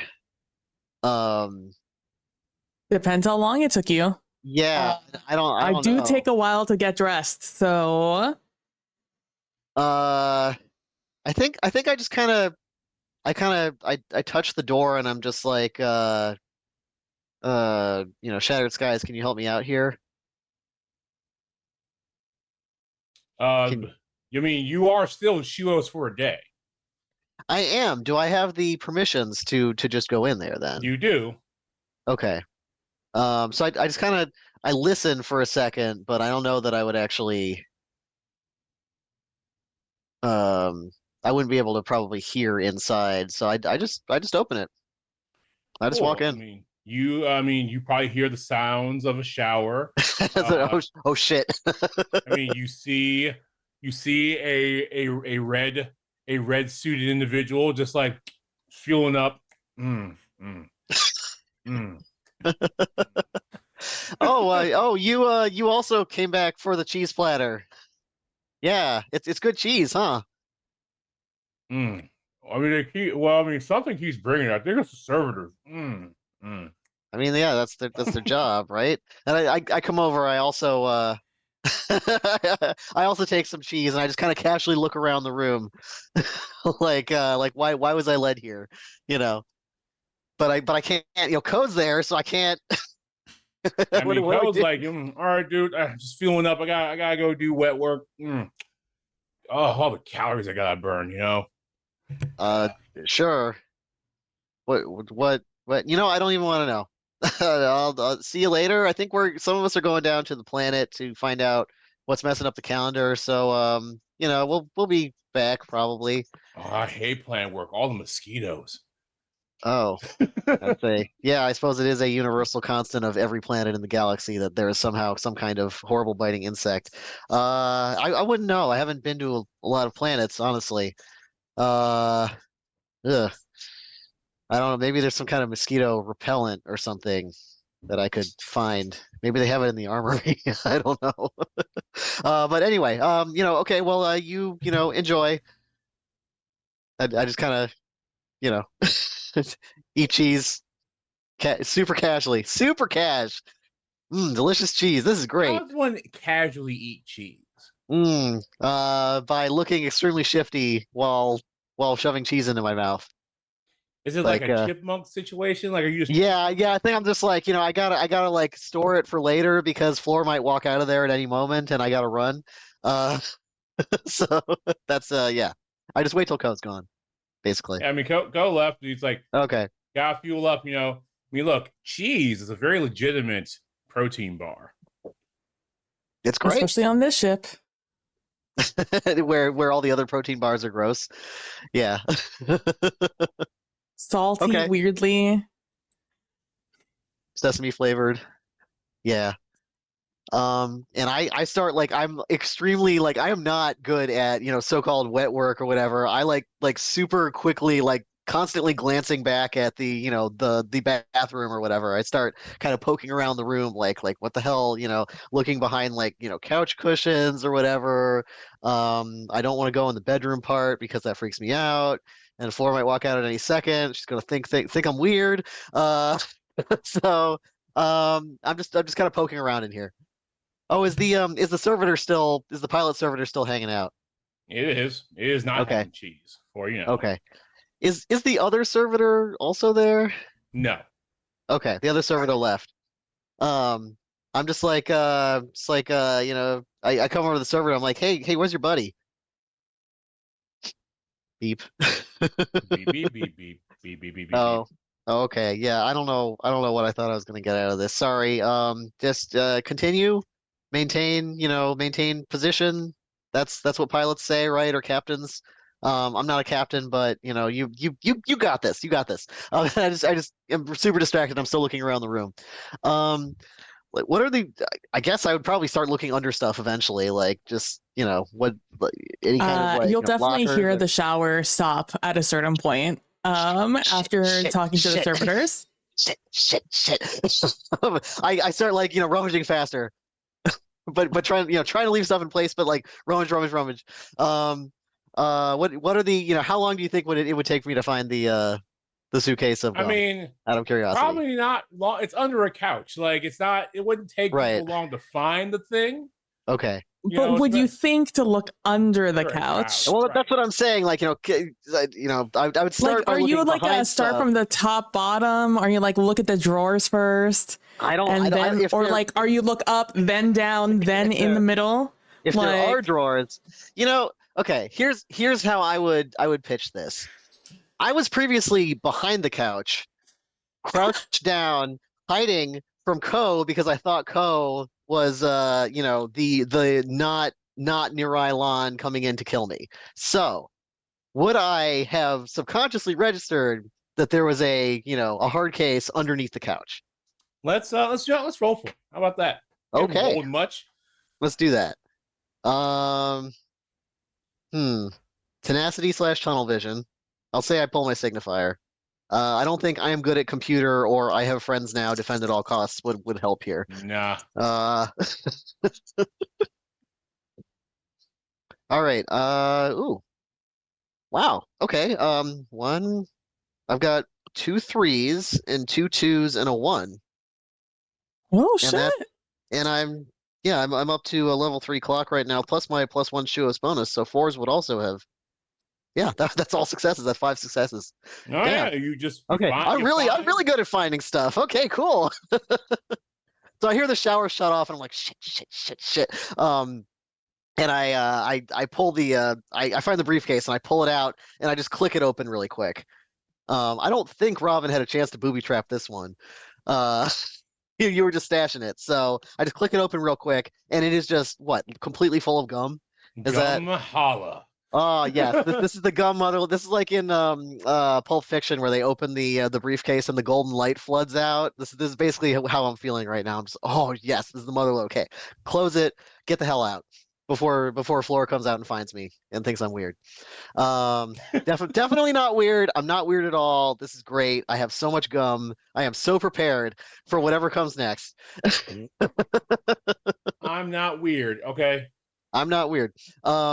As you're slinking out of the room, well, slinking is generous. As you're walking out of the room rapidly, running for my life, running out of the room, speed walking. You'll hear behind you as the door of the bathroom opens. You'll hear Flora say, "How many times, Ko, do I have to tell you that I'm out of your league?" As like I look at the room, that everything is just slightly off of where it used to be. Yep. It's been very gently tossed by a non-professional. Everything yes. is 5 centimeters off. Yes. And, Yeah, like that's her shoes for the day perk.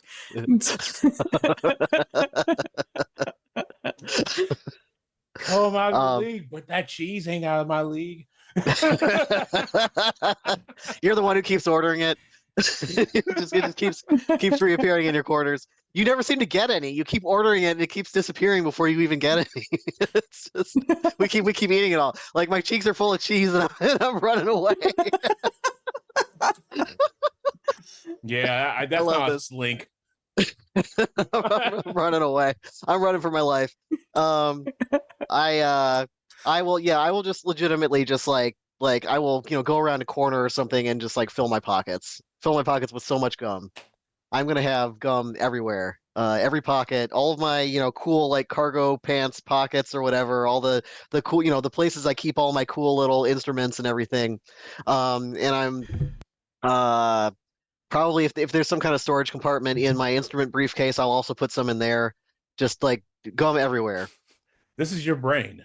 This is your brain on gum. I gotta have it. I don't know when I'm gonna have access to more. This is I don't know when I'm gonna have access. I gotta stock up. I gotta stock up. Considering how, go ahead, no, finish up. I was gonna say this lets me talk to the spaceship. I mean, how cool is that? Like, I don't even that's so badass. And I've had no ill effects so far, and it's clearly not addictive. So we're fine. We're good. He is We're going fine. full Barkley, folks. Write this down.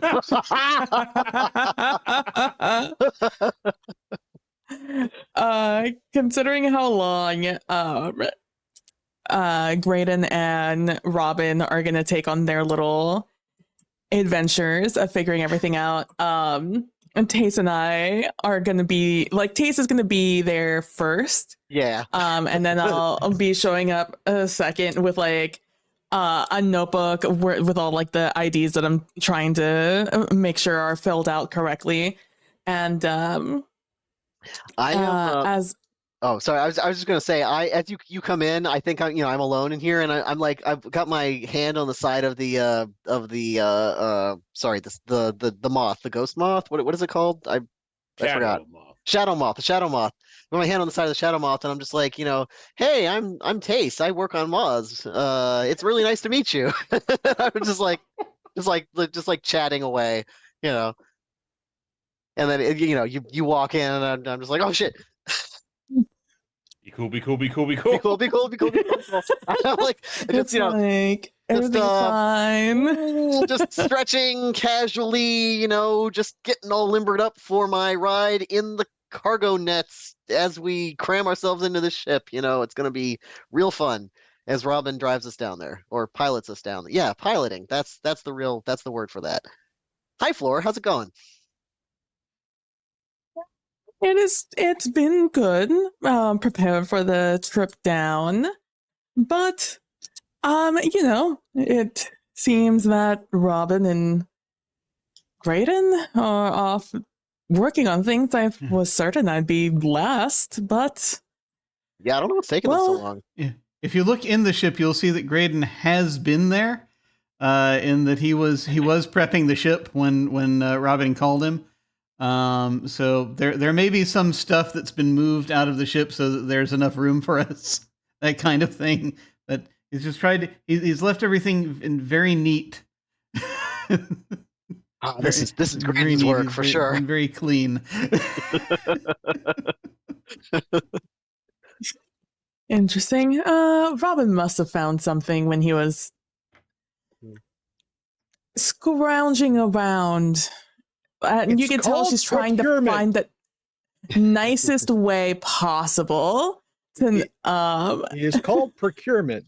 We are experts at it. As he comes in with 3 duffel bags. You're just loaded down on his shoulders. Puts 2 of them down. This one gets to come with us. Those 2 are for Lee. Okay. You know how large this ship is, right? Yeah, and I'm going to be the one that's piloting. You get extra cargo privileges. Is this your first time on Shadowmouth? Yeah. Actually, I normally just worked on the regular, the banner mods. These are like, high level, classified. Yeah, but again, as you just said, they're high level and classified. There's extra cargo space right here. It goes right up to the nose of the damn thing, pump, boom. I just slide. Oh, okay. You seem really familiar with these. I've had to smuggle myself on a number of them. Oh. Ugh. Okay, well, what's a comfortable place that I could sit in cargo? I kind of make my way in, There's not really a comfortable place. I mean, probably the most comfortable place would be on Floor's lap. I go beet red. And but, okay, second most comfortable place. Okay, there's oftentimes, I'm not sure if this one does. Let me see. Are you designated for mail carry? Ads kind of pops up, goes into the moth. Yeah, no, that's the best place. There's this webbing rack right here. That's meant for irregular packages. It's a less comfortable cot. Just grab something pillow-like, put it behind your head, and you'll have a good ride. Well, I guess Floor's the only other person here. I just kind of say, well, I suppose Floor, I guess you got dibs since you came here on this. You want to sit with the pilot, or do you want to ride in comfort? Question mark.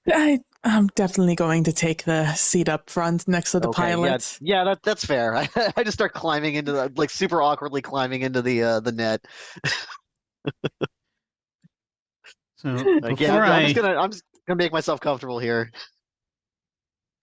Go ahead. Before I make my way there, there was one minor thing, quick thing I wanted to take care of, and it's just a quick sort of it's kind of a grid cross reference thing, that just as a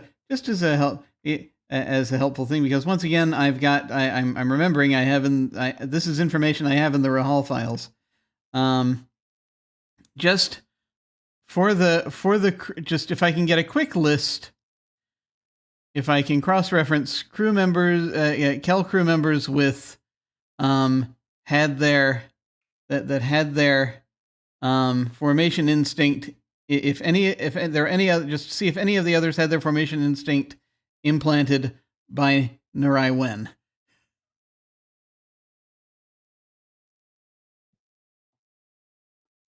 As of right now, no. Okay, cool. And there's nobody else there's nobody else I've seen that I need to warn the captain about.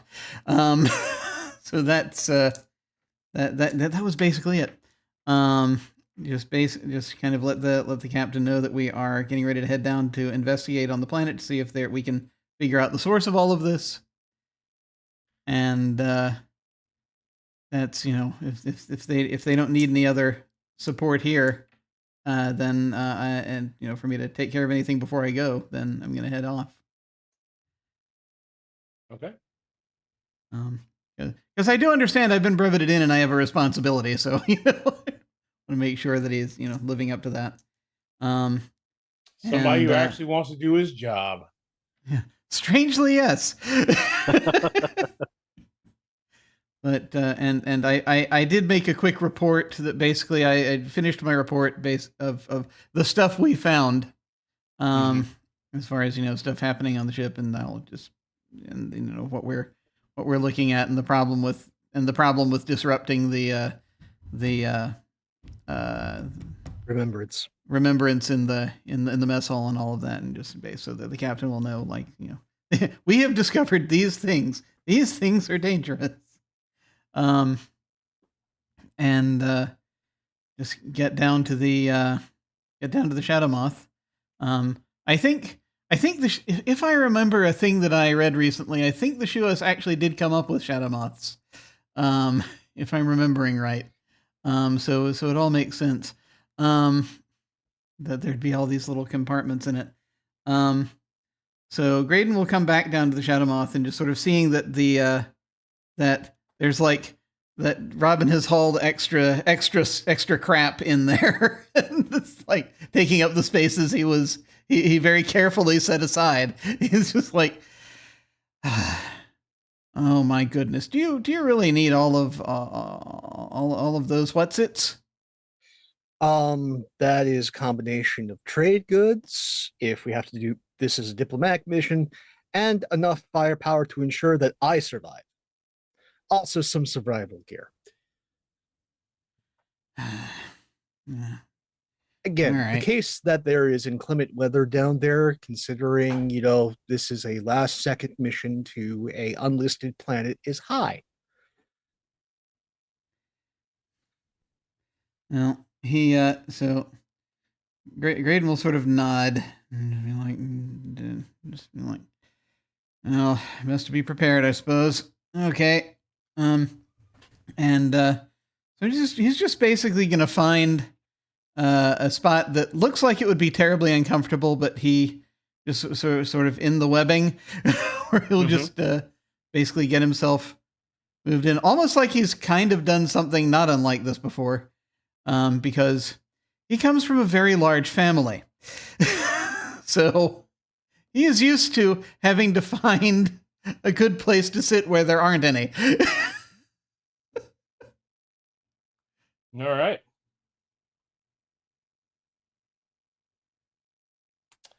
Everybody's webbed in. Everybody has got their contraband. Some people still haven't had any cheese. Somebody has brought a whole bunch of stuff. And we are maybe ready to go. How ready to go are you, Robin? You're the one piloting, apparently. So. Oh, I'm fine with this. This shouldn't be hard. This is just going from a ship to an atmospherically unmapped planet. So it's pretty much okay, we're going to go from here to low orbit, see where the weather systems are, and then try and make our descent through clear weather and then track back to wherever it is that told us where the localized signal was, and park it at least 1 kilometer away. Okay. Let's do it. Let's do it. Let's roll. Let's roll. In fact, roll a die, or however many you can muster. Well, I get at least 3. I will take my signifier, all is fair. And I will take the survival. I don't think I can talk it my way out of the planet. Or onto. So have a heart-to-heart with the gravitational field. If Go on, you know you could, want to. there'd be other problems. Technically, this is in service of the Hexarchy, so I'll get 1 more. Yeah. Okay. So, good news, 5 successes. Bad news, spending XP.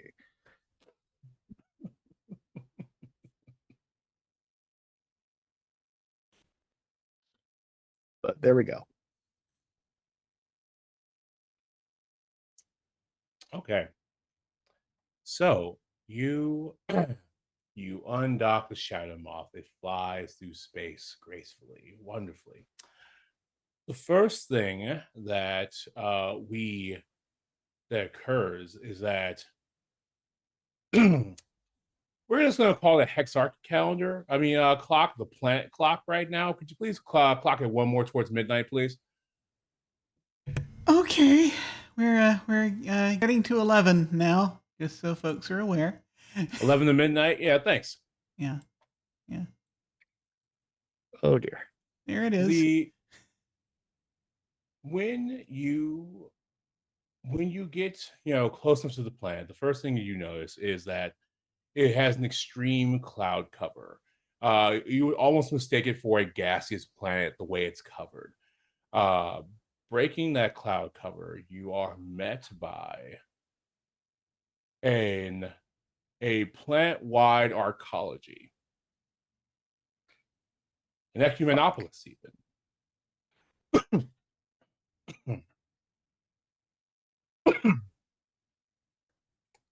The places where farming occurs are very segmented across the planet, evenly spaced even. They are, in fact, artificially made raised farming beds. It's like, so if you had a garden bed, but on like a citywide scale. So I'm seeing like green terraces. Yes. Okay, so lots of artificial terrace farming, but we're dealing with a Coruscant here. You are dealing with a Coruscant here. As you make your way through the atmosphere are these bands of crescendos, low to high resistance stop, or low to high resistance stop. If you weren't such a good pilot, you would have a lot of trouble right now, as the bands of resistance from the atmosphere would throw a lesser pilot off their game and might cause you to nose up or down in the wrong way as you come in. Okay, hate this planet. Hate it already.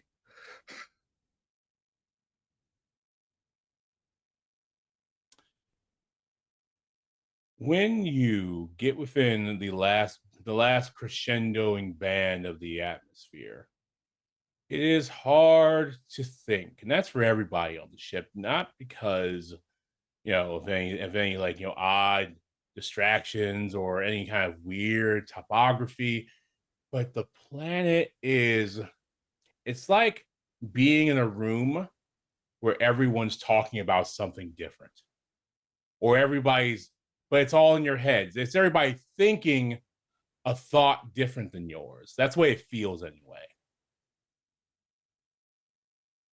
It's a loud restaurant. It is a loud restaurant. It is a crowded train station. But those thoughts have timbre. Those thoughts have musicality to them. Yeah, I don't like that. This is happening in all of our heads. Yes. Does this sound anything like the crowd of talking people that I saw in Blaine's Head? Yes. Okay. Yeah. So. It very much does seem just like that. It is, it is a loud restaurant, but only in your head, only localized to you. All of you are experiencing it, but you're experiencing it as individuals. Because the din is not oral; it's mental. I think for a second, Graydon is like, oh, it's hard to tune them out, and he sort of is looking around and he sees that everyone else is like, you can hear that? How can you not? What is it? It's really loud. Oh, it's like it's a lot like the collective that this is similar to the collective that was brought together by the web of that gum, I think, at least perceptually, up on the moth. So we're dealing with a collective consciousness here? Well, not precisely, no. It's still a lot of individual voices, as you can hear. But they might all be networked. Yes, they may be all connected. They may not even realize it, actually. As the network is that I saw before was very incidental, very was subtle in the way that it affected them. But there were times when it would come out. This is Tace. Worse. Touch that pen for me, would you? Okay. I get the pen out. Touch the pen. I get the pen out. We will do all you have. It's the same chorus. It's the singing. It's the singing. Still. Is it on top of the all the rest of the collective thoughts?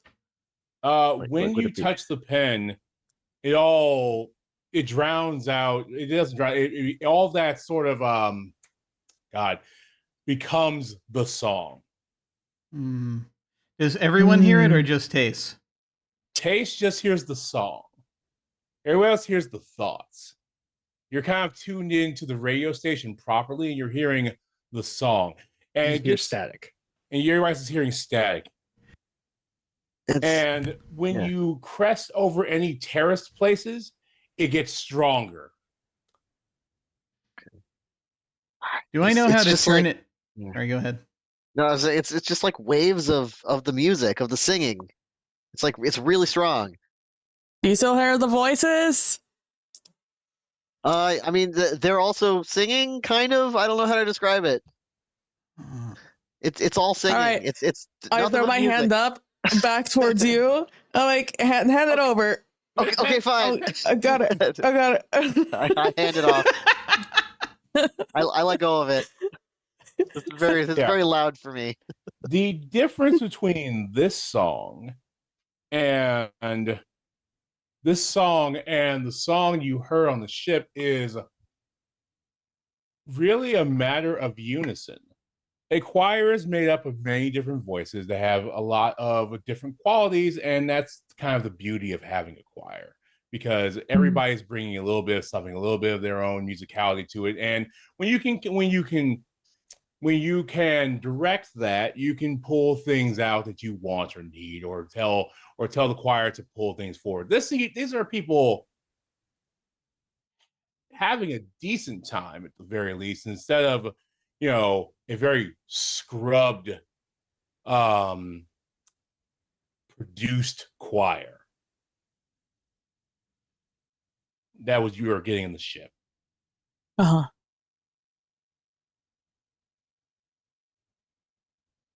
Okay, so we're getting like a practice group here.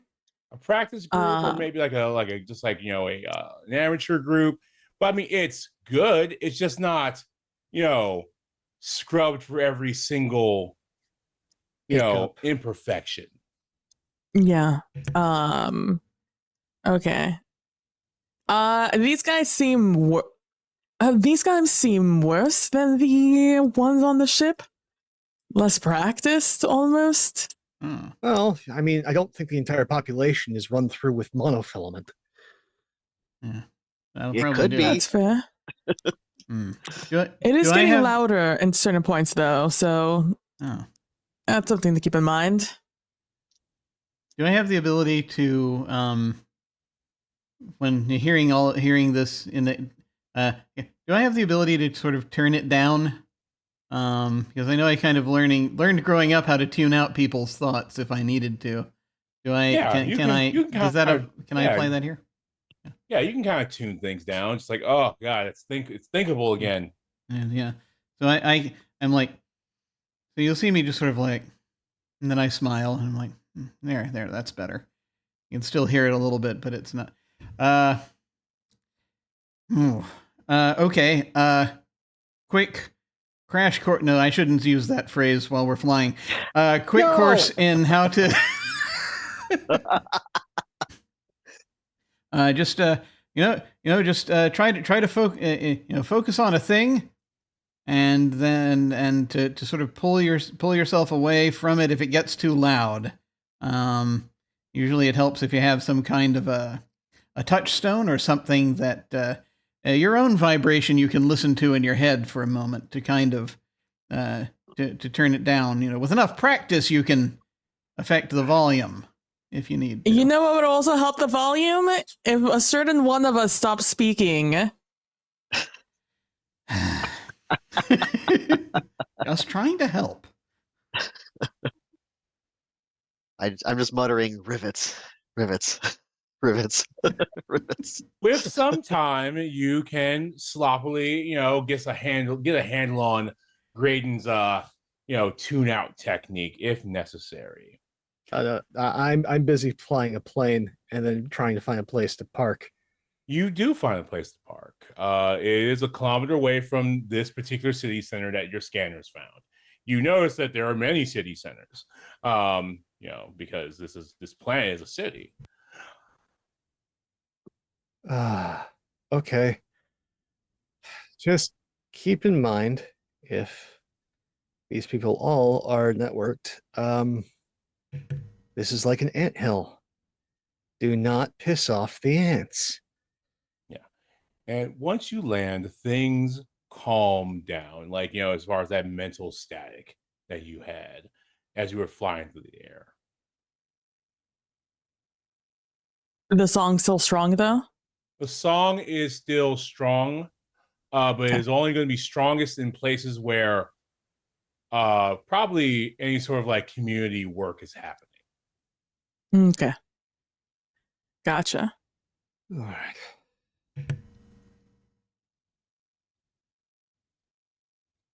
Let's gear up. I'll try and keep everybody safe, but trying to split my concentration between, functioning and tuning things out with the thought of boobs is only able to have me have so much focus. We were aiming for a population center, but if everything is a population center, where do we even go? That way.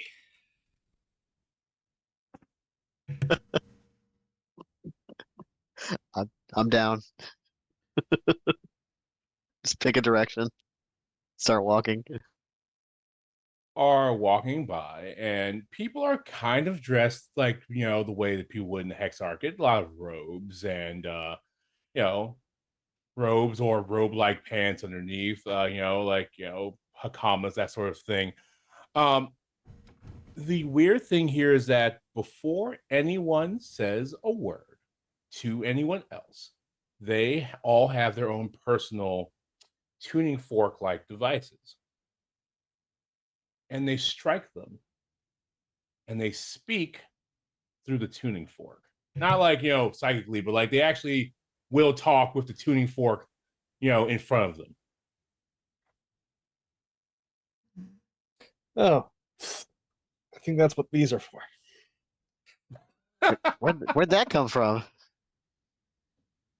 Best not to ask. Okay.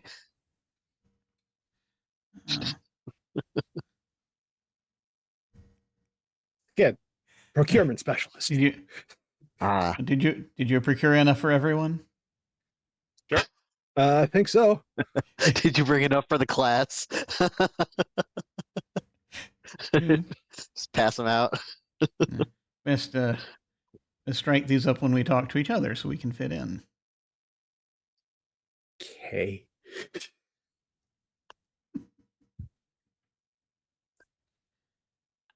Well, Shields Robin's going to hate all of this. Well, it's a mixed bag, really. I have to give up some of the ill-gotten silver I've gotten, but at the same time, I have an entire population to procure from. Oh boy. Well, what I was going to say, the reason you're going to hate this is that when you do talk to each other, you see bands of intent resonate between one another. So it's really hard to lie to each other about anything. We need to get the fuck off this planet. You just see you say that. Oh, that's fascinating. You call it Say fascinating. something else. I call it a security risk. I pop my pop my It's going briefcase to of prevent you instruments. from open them. taking things. My goodness, this is a wonderful thing. Graydon is very happy about this. I'm just taking passive readings from all around, just whatever I can pick up. I'm going to perform science now. Oh, you're going to perform science, okay? Yes, there's intent with all the words. Correct? Yep, it's kind of like Elcor pheromones where they read each other. You know, it's a whole other layer of conversation. We're going to get into some Pope lore now. One of my favorite games is KOTOR 2. All right, I see where this is going. All right. Yeah, I'm not playing Pazak in my head now. No. Robin's far more vulgar. So it's just and pornography.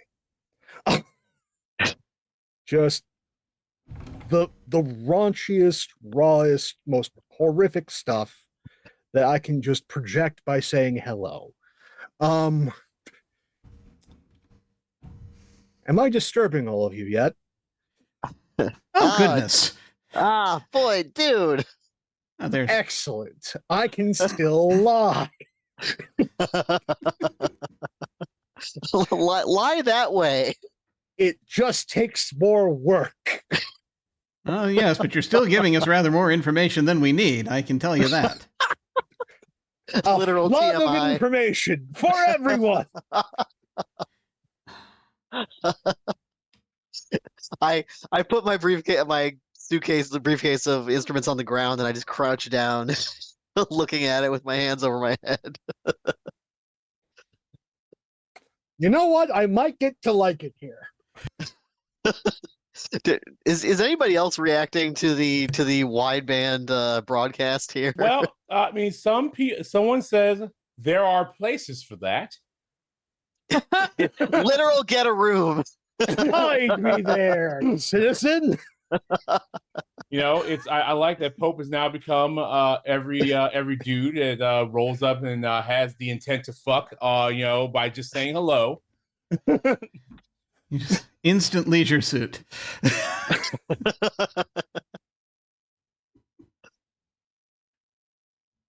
Yes, I'm an American sailor in the Netherlands. How did you know? Leisure suit shoeos. Yeah. So yeah, you're broadcasting, you know, your wide hello, I'd like to fucks all over the place. And some people tell you to get a room. Some people try to tell you where that room is. Thank you. How helpful. Yes, please guide me to your areas of sin.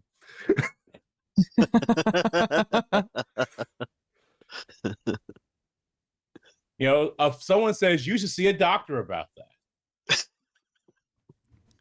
Please, citizen, guide me. Oh God.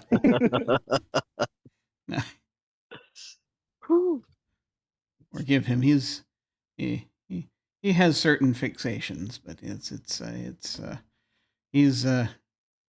but I believe he means well. And they say back to you, we all mean well and we are all fixated. Be blessed. Thank you. You too. And Graydon does mean that.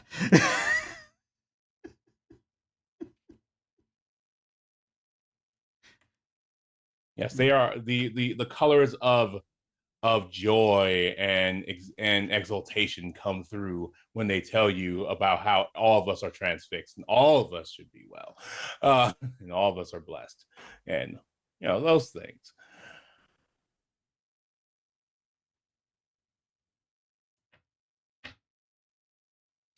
The only discrepancy between Robin and the rest of the people around here is that because of this effect, probably there's not a ton of excess talking.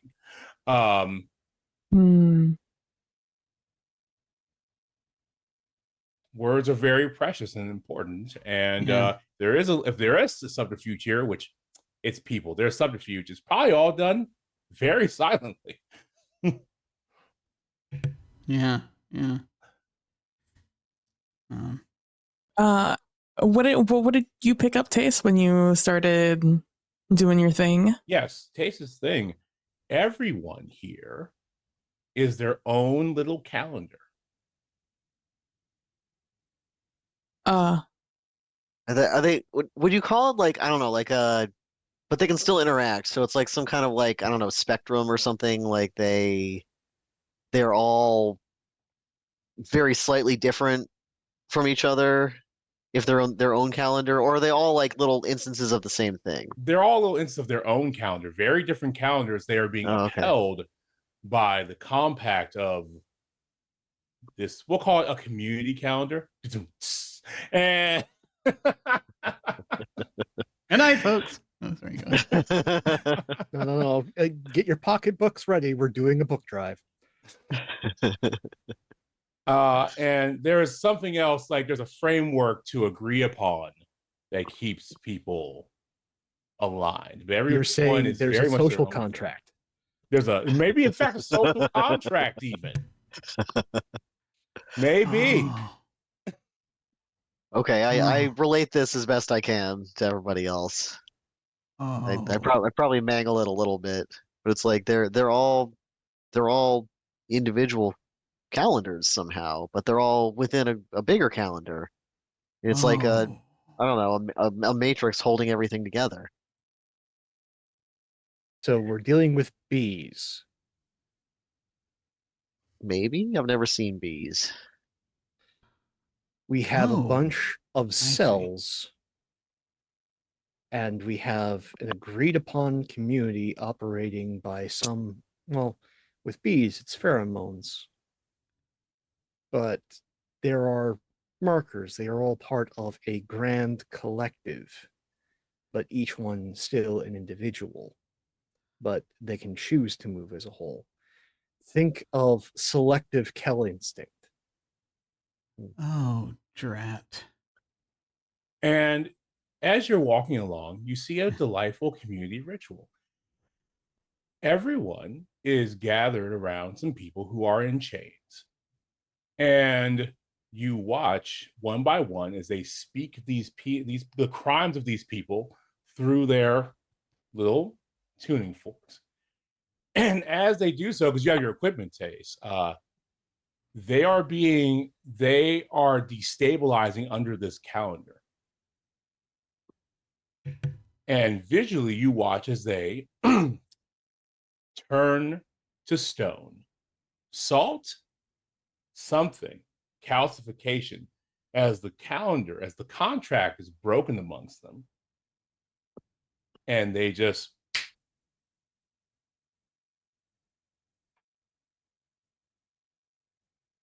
and those small clinical instances are gone.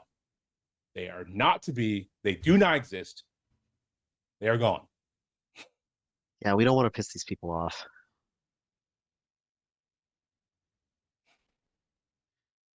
Graydon looks very sad and a little upset right now.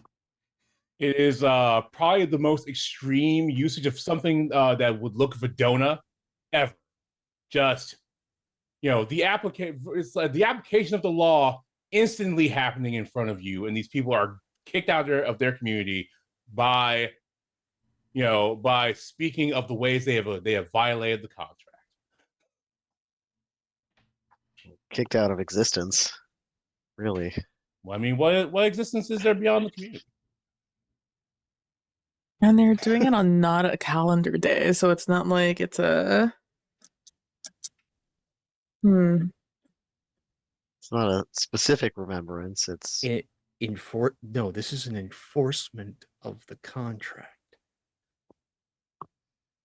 the same way that remembrances really are, but maybe not tied to a specific time. No.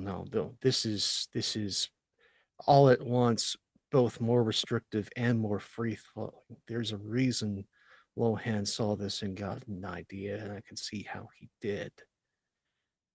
This is terrifying.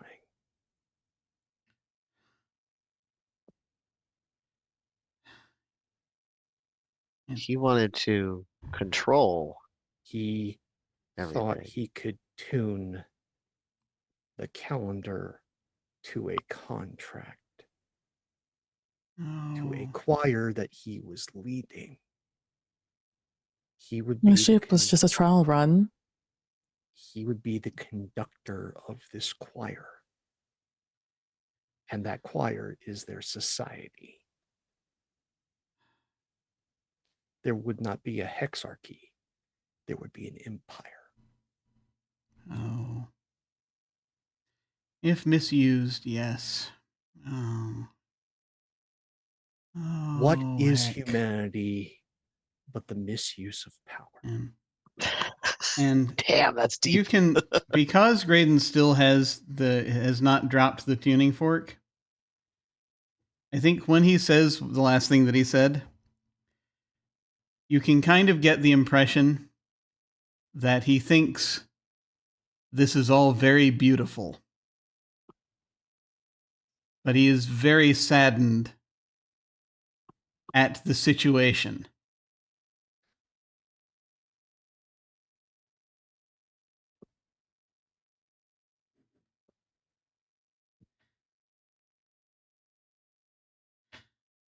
I don't think we're safe.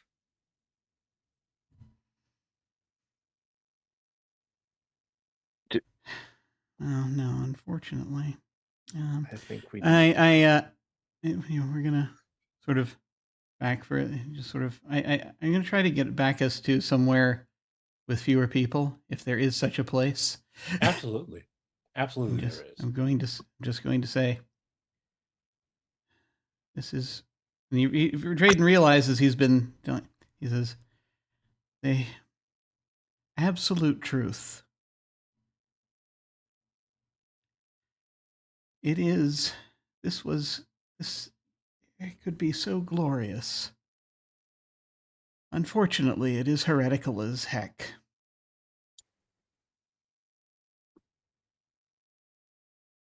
It's heretical as hell.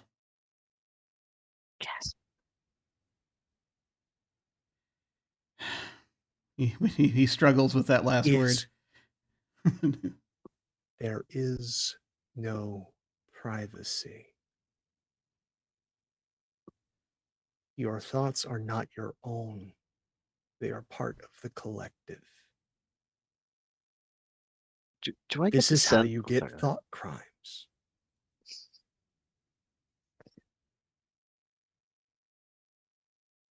This is when having a bad idea is a threat to society as opposed to a bad idea. Well, if you don't have anything nice to say, you can just keep it to yourself. Can you? Exactly. But no, I suppose there. Oh, one should have privacy. Inside the collective. You cannot exist outside the collective. How do you get food? How do you get water in this? You cannot keep to yourself. That is not an option in this empire that we are seeing. You comply or you are kicked out. Do I get the impression that there is any kind of directionality to this, that anyone is actually in control from my instruments? Are places of government here. I mean, there is a government, there are rules, I mean, there are laws here. It is not without government. It is one of those places, like the fact that this place is under interdict is interesting because, one, this is definitely a place the Empire would definitely squash because it doesn't square with the calendar. But this place is so close. It's so close to being a Hexarchid city or Hexarchid region. It's so close, culturally, and the way people interact, and the way people dress. But there are no factions here. There's nobody really repping a faction necessarily here. I mean, people are wearing clothes that seem faction-esque, but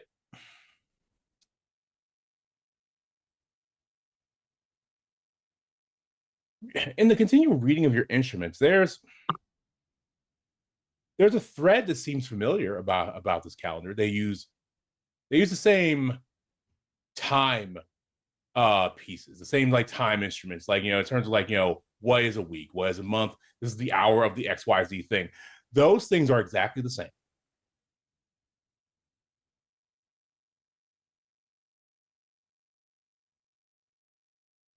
This is just like the Hexarchid, but a little different. Spoke of A lot of wheel. different. Remember, that's what you guys told me. This place is the spoke of the wheel that Lohan wished to turn.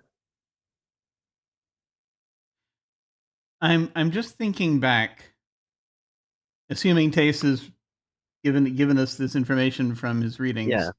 Yeah. And I'm just thinking back, and I'm wondering if would this kind of localized personal calendar situation be at all helpful to the kind of work that Graydon suspects they do at the Black Cradle? Probably. I mean, if not directly helpful, it definitely would inform a lot of research. Because the problem is that everything is an exotic effect. Because they need the perfect general to comply with them perfectly. Okay. All right. Yes. And so I'm just going to, and so Graydon, once again, he's going to probably say that because this is what he does. Yeah. This is helpful to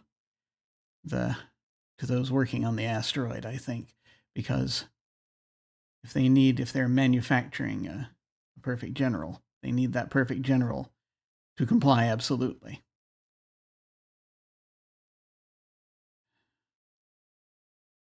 This is the thing that helps them pull that off. My arguments for me.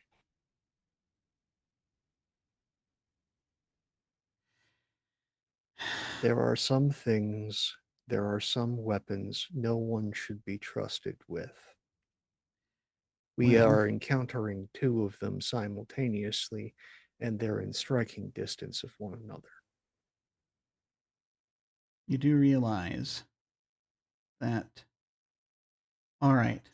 So if this is, I have reason to suspect if this planet were taken out, that it would perhaps create a localized calendrical tremors, but it might be confined to this system. Perhaps. I need to. I meant to send you this model. I say to Tace. Thing? And I'm going to send you the images of the multi-orrery thing. What was that called? Diorama. And if you see what I'm getting here, I was hoping you could perhaps confirm that for me, as this was the model in Lohan's quarters. Oh, well, I just have my own augment to work on this, but I can let me crunch some numbers, I guess. We may not have time right now, but if there is, then this is something I meant to send you. Do we need to be here any longer? Is there well, one moment. I'm going to turn to Floor. Mm-hmm. May I have the baton for a moment, please? And I hand it over to you. I'm going to try to listen and see if I can identify. If I then hear the chorus, I want to see if I can identify any sort of choral leaders. Yeah, there are work leaders who who do the work of keeping the work going. There actually are different songs. It was hard to hear that from the air, but there are different songs for different things. Like there are work songs, there are songs of gathering. Every place where people are gathered deliberately is like a small little church. Does it feel like every church is connected? Is this like I can hear every church on the planet, or is it just the ones nearby? The ones nearby. Okay. All right. Okay. Yeah, you don't feel that sense of directing with the baton here. It's like, but you are tuned into the radio. Yeah. Okay.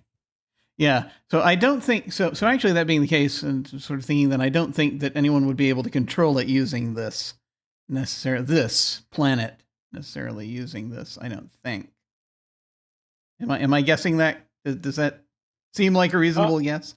It seems like a reasonable guess. It does. The thing that the baton has going on for it is that it is similar in the way it resonates internally to the tuning forks.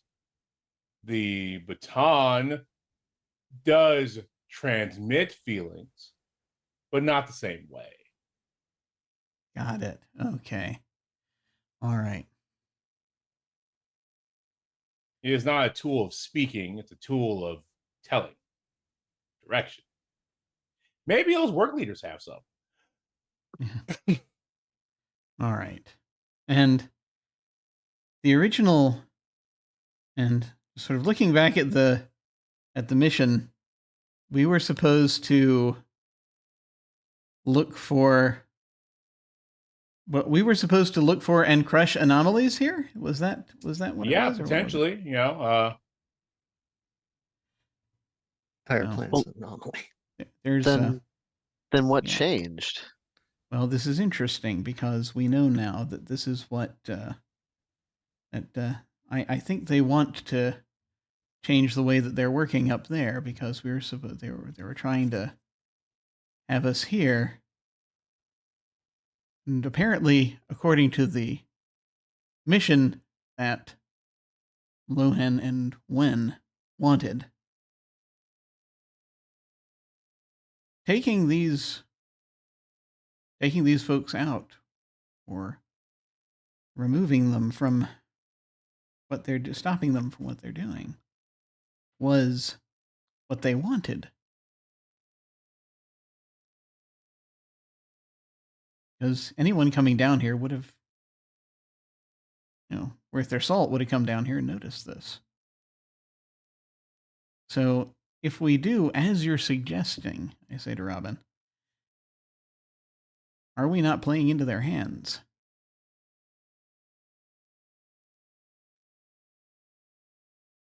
I am fine with this.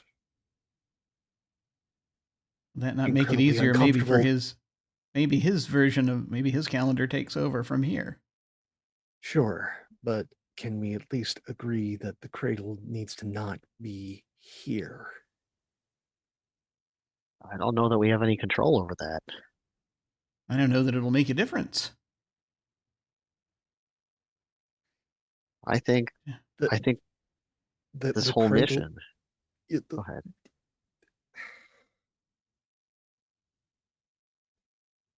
As if they want this to, because if they think about it, if things change here, then it's like taking the cradle away from here anyway, isn't it? No. The cradle is a focus. It is concentration, and it is being applied. It is being applied near an anomalous, interdicted space. It is the safest it can be here from any competing eyes. And it has itself a nest of angry ants that can be stirred up at a moment's notice. Right, but the mission would have resulted in taking away the ants, yes? You see how they're all interconnected? You really think the number of Kel aboard that vessel could deal with this?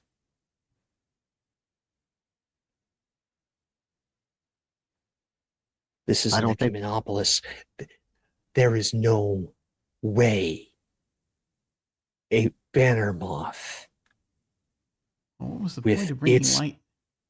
Its complement of Kel and your little team could do jack shit to a population whose focus and contract can immediately snap, and it exists on its own. But what would the point of having the mission be in the first place, then? To get here. I think to get here. So that he could be do what he was. So he could conduct his orchestra. I see. So you think this? So you think this can be used? I think that can be used up there. Does that feel calendrically doable? Well, it seems like an exotic effect under a completely different calendar, but I mean, there are work leaders. What are they leading the song with?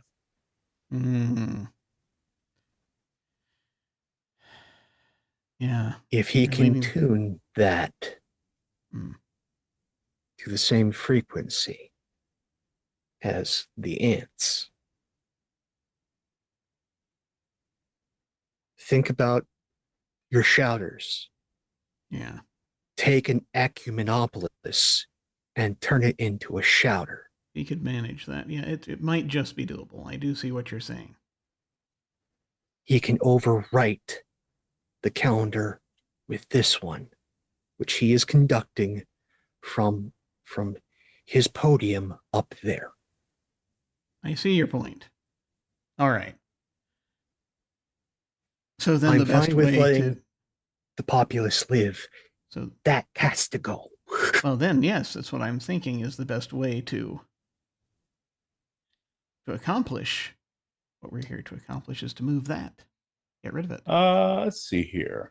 Yeah, you've been listening to all I don't see it.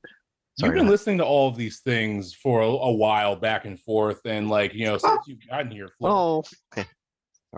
Sorry.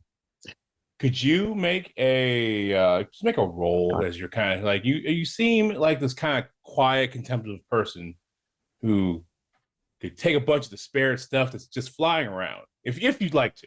It's completely up to you.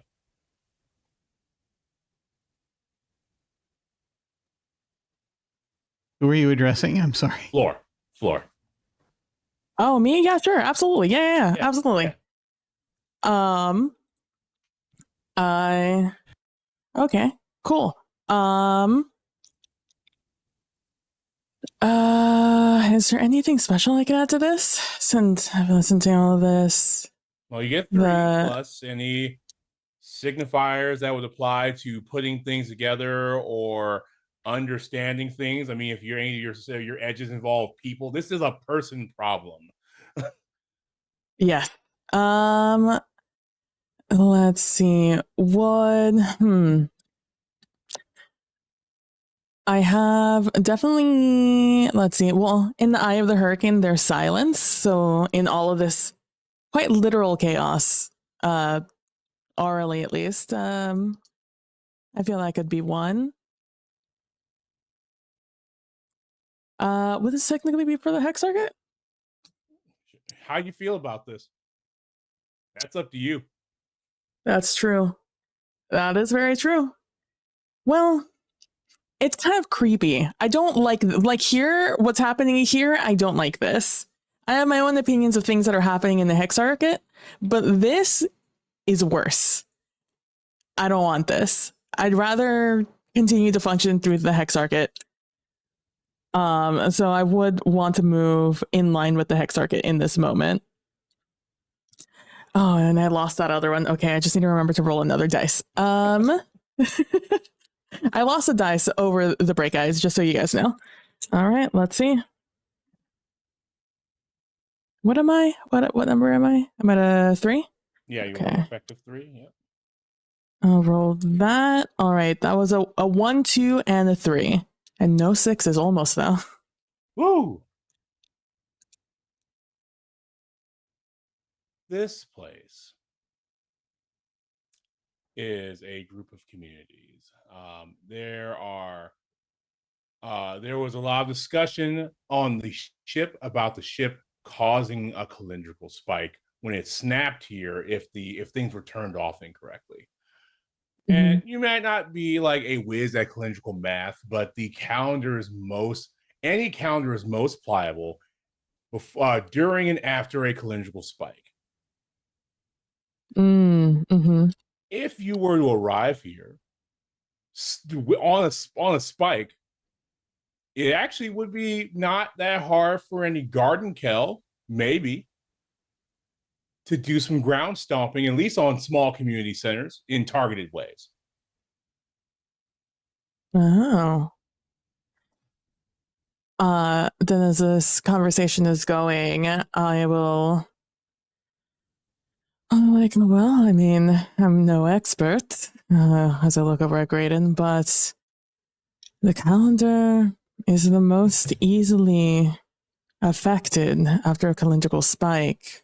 Oh, yes. And if one were to happen, the Kell could just, I mean, we saw plenty of community centers, and with the baton, it would be easy to identify their most dense populaces, and the Kell could just go there and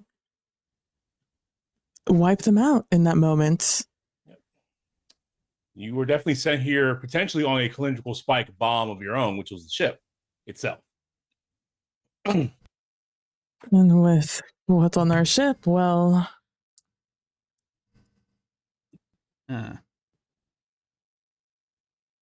So I think that was the plan all along. So the plan was to come and stamp them out. Well, I wouldn't necessarily stamp out the entire population. You want the spoke. You would just take out anything that would interfere with your baton. Yeah. So there must be something here that would interfere with him conducting the planet. Yeah. That's why you were sent here. You were sent here to find out who are the conductors on the planet. Lead a targeted strike. Clear the board. And then he can let the glamour down, get to the cradle, conduct the choir, cause a hexarchy-wide spike.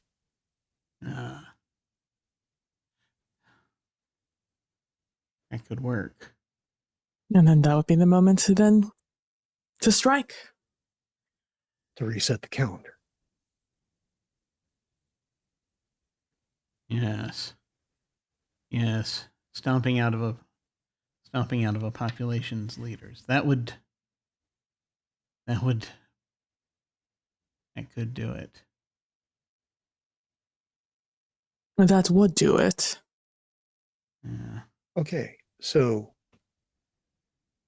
by killing the conductor, or at least putting him on ice, we have, in our own way, stopped that threat. However, he has a conspirator. Yes. Who knows about this location, its population, his plans. She is going to quickly know, probably within 48 hours, if he succeeded or failed. And then, if I were running the op, she would have her own orders to do what she needed to do to complete the mission. We have a very limited time to, I hate saying this, save these people and get rid of that and completely fuck over her plans. That being said, I wouldn't be a Shuos if I wouldn't say that there is an opportunity here, as horrible as it is.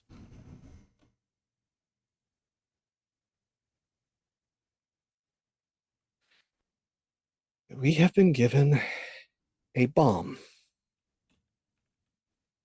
One that can detonate and take out the entire calendar.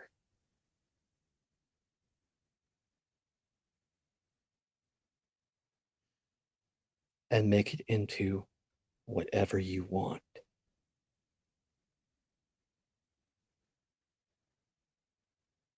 It's not our place. We're not gods. No, Look that's around. not even it. That's overly ambitious. If you think it would be that simple. Yeah, I'm not talking about simplicity. I am talking about we have a bomb. It is primed. It is ready. It just needs us to plug it in and then hit the detonator. By doing a bunch of murders. No. You don't have to kill a soul. You just have to take out the instruments. Find what is being used to conduct, abscond, steal. You don't have to kill a soul. You just have to remove the levers of their control.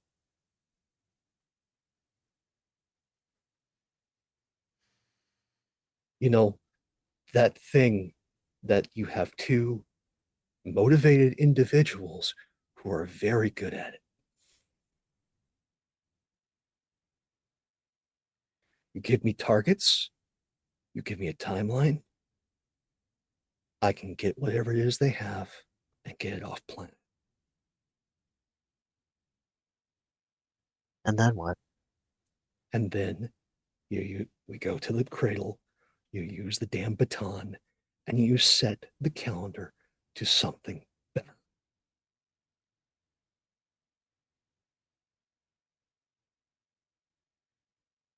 How wildly optimistic. Ambition is everything.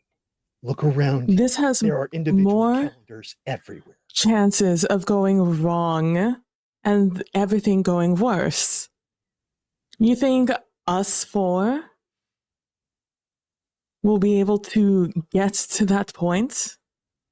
You don't think other people are ambitious? People around you aren't more ambitious? You think you're prepared for that?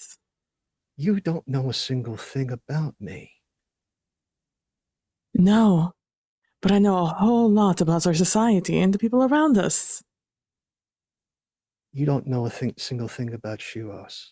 You just know what we let you know. I know the most important thing about the Shuos. They cannot be trusted. You guys kill each other for fun. No. You think as soon as Ko finds out about your little plan that suddenly he'll be on board? We don't kill each other for fun.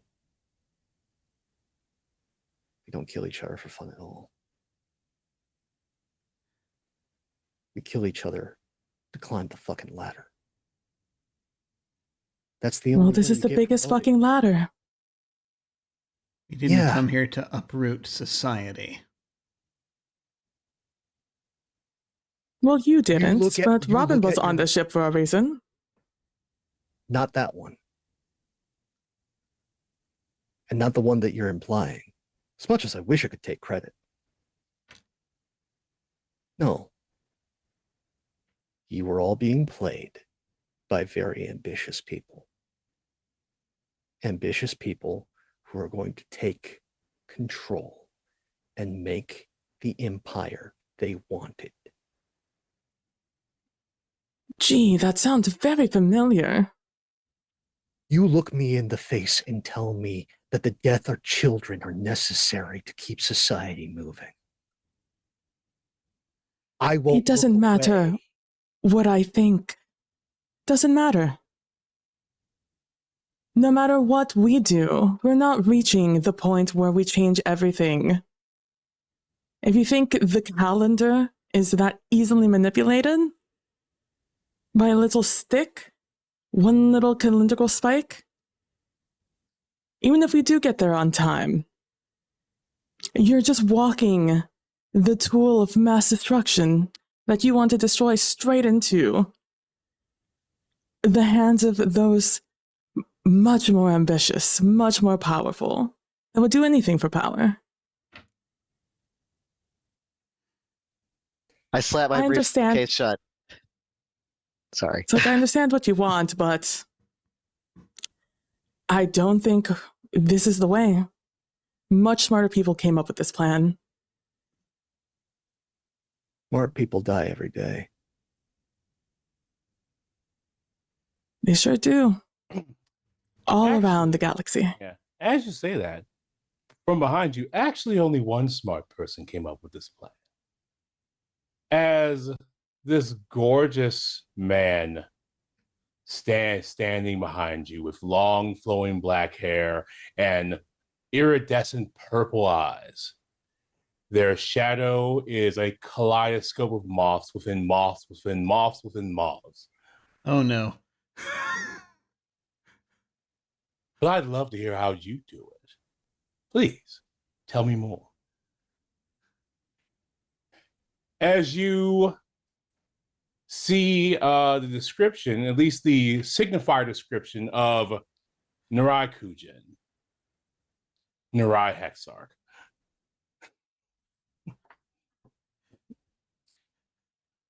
And we're going to cut right there. Cliffhanger. Oh,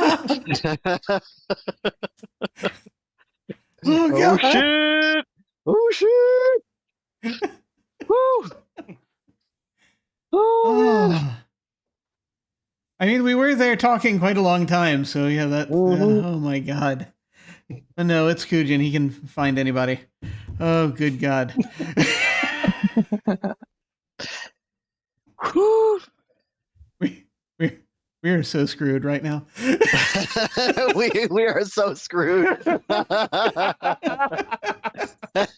don't know what you're talking about. We're in the best position we could be. Oh well, yeah. If we happen to be doing what he wants, yeah, sure. Oh, good God. we're here. The baton is here. He is here. Like we're in Oh. the absolute best place. Well, if I were to say anything else, I would be going with I'd be going into out of character knowledge. So, I'm going to. I'm afraid that I can't comment. So but, in this era, Kujin is the recognized Nirai Hexarch. Is that correct? Is because he ruled for 200 years before he Right. decided to say, actually, I don't want to just everybody know I live forever unless they are, Right. special enough. Because he's only 50 years past a normal lifespan at this point. Right. So what I'm saying is I would recognize him. He's not, Yes. the Shadow Hexarch at this time. No. Okay. He is. Okay. is the most beautiful man from any K drama you've ever seen. Oh. So we don't know that he's immortal right now. Okay. No. No. No, Oh, I would boy. just know him. I would know him as my overboss. Yes. Which is not a great place to be. Yeah, he's right just now. your overboss. He's only, he's touting some longevity techniques because he's only lived to 200. Yes, only 200. Well, the average lifespan is 150 in the Hexar. Yeah. So It's average. He is beyond average in so many ways. Wow. Okay. Well, I'm going to. I think we're gonna start up our outros now while I recover from this because yeah, there's a lot. I have a lot of thoughts, but I'll save them. I'll save them for in a moment when my brain pieces are able to connect back up. Yes, feel free to go around and tell folks where they can find you if you like, and plug anything you like, give any final thoughts you have about this session. And we are going to start with our beloved calendar, Hollow. Hello, I'm Hollow. You can find me on Blue Sky and that other place at Hollow Invective. You can also find me not doing anything in particular at Start Playing Games. I'm not as organized as Pope on this thing. I happen to have it, So, there's that. I love the reactions that people have had in this game just to lore drops. Even if you've read the book, small like, hey, kind of nudges about like book lore where like there are people who are in the know about that sort of thing. Also, this episode's reaction to the singing people. Well, I really enjoyed watching you go, ooh, this is so bad. Everything's bad. But then we got to the planet and things got worse somehow. That's what I've got. Yes. Yes, indeed. Oh, boy. All right. Now we're going to head over to PB. Hi, I'm PB from PB Plays Inside, and you can find me on Blue Sky and Twitch. I always want to say Twitter, but no, it's Twitch. You can find me over on Twitch, where I am at the moment just kind of chilling, playing some Minecraft while working on some TTRPG things as they come. This month in particular, I am working on trying to figure out how to get this idea I had in my head for a Christmas adventure turned now into a solo TTRPG-esque, and I'm trying to write that out so I could start working on stuff for the stream that'll be on December 18th. So if you're interested in that, I'm constantly talking / working on it on stream for probably the next 3 weeks. It's going to be full speed ahead with that project. Aside from that, I am just very excited to see what is to come. I think I'm the only one of the 5 of us who's never read anything about the books. So everything that happens is just straight over my head, and I just get to find out their reactions. This person's important, I guess. So it is highlight reel. It's very in character though, because Floor strikes me as somebody who is not very impressed by anything in particular. So no. I can't wait for you to find out how true that is next episode. And so I'm like, for me, this is also a viewing experience of being just like, oh, okay, I see this one's important. I see, okay. All right, cool. Oh, oh man, that meant something way more than I thought it did. Okay, yeah, sure. Okay, cool. No problem. And I just love just like the depth of Shuos Robin in the game that you've set up so quickly.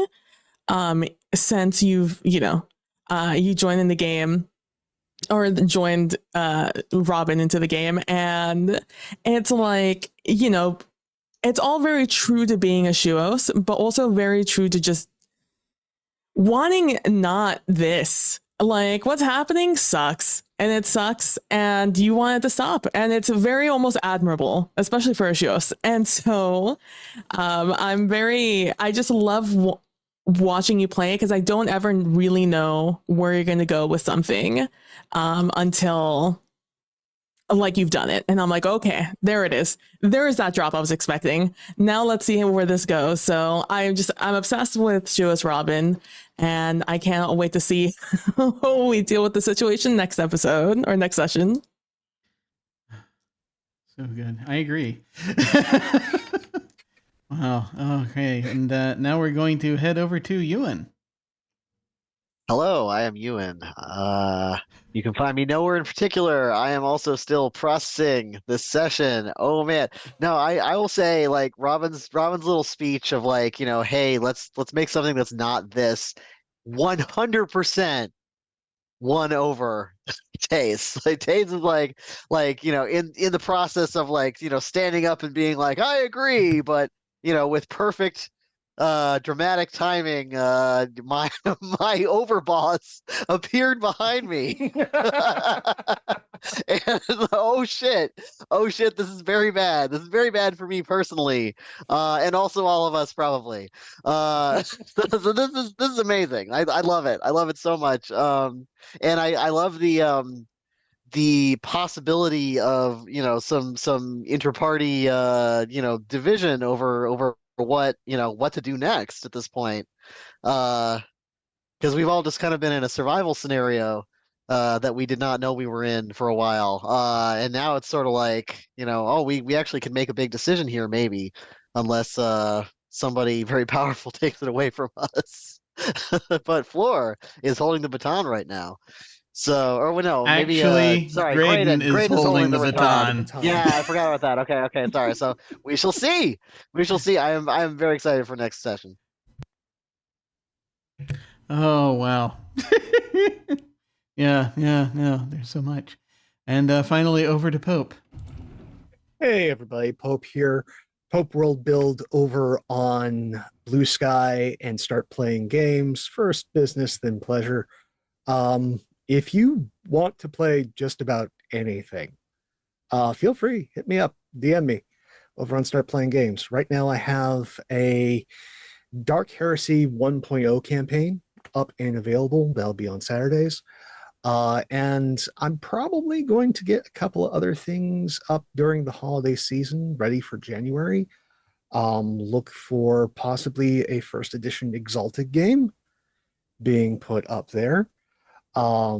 As well as also thinking I have a particular itch to scratch for Urban Shadows.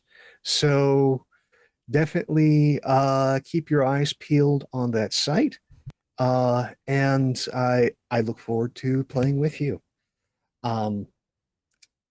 Tonight was amazing. Absolutely amazing. Between the prep scenes, the beautiful ridiculousness that Floor went through to get whatever Shuos Robin left underneath a couch, and then we had a repeat of the same process just moments later with Tace. As these things that could very well have been deadly booby traps were just, it's stuff under a couch. But don't go into the shower.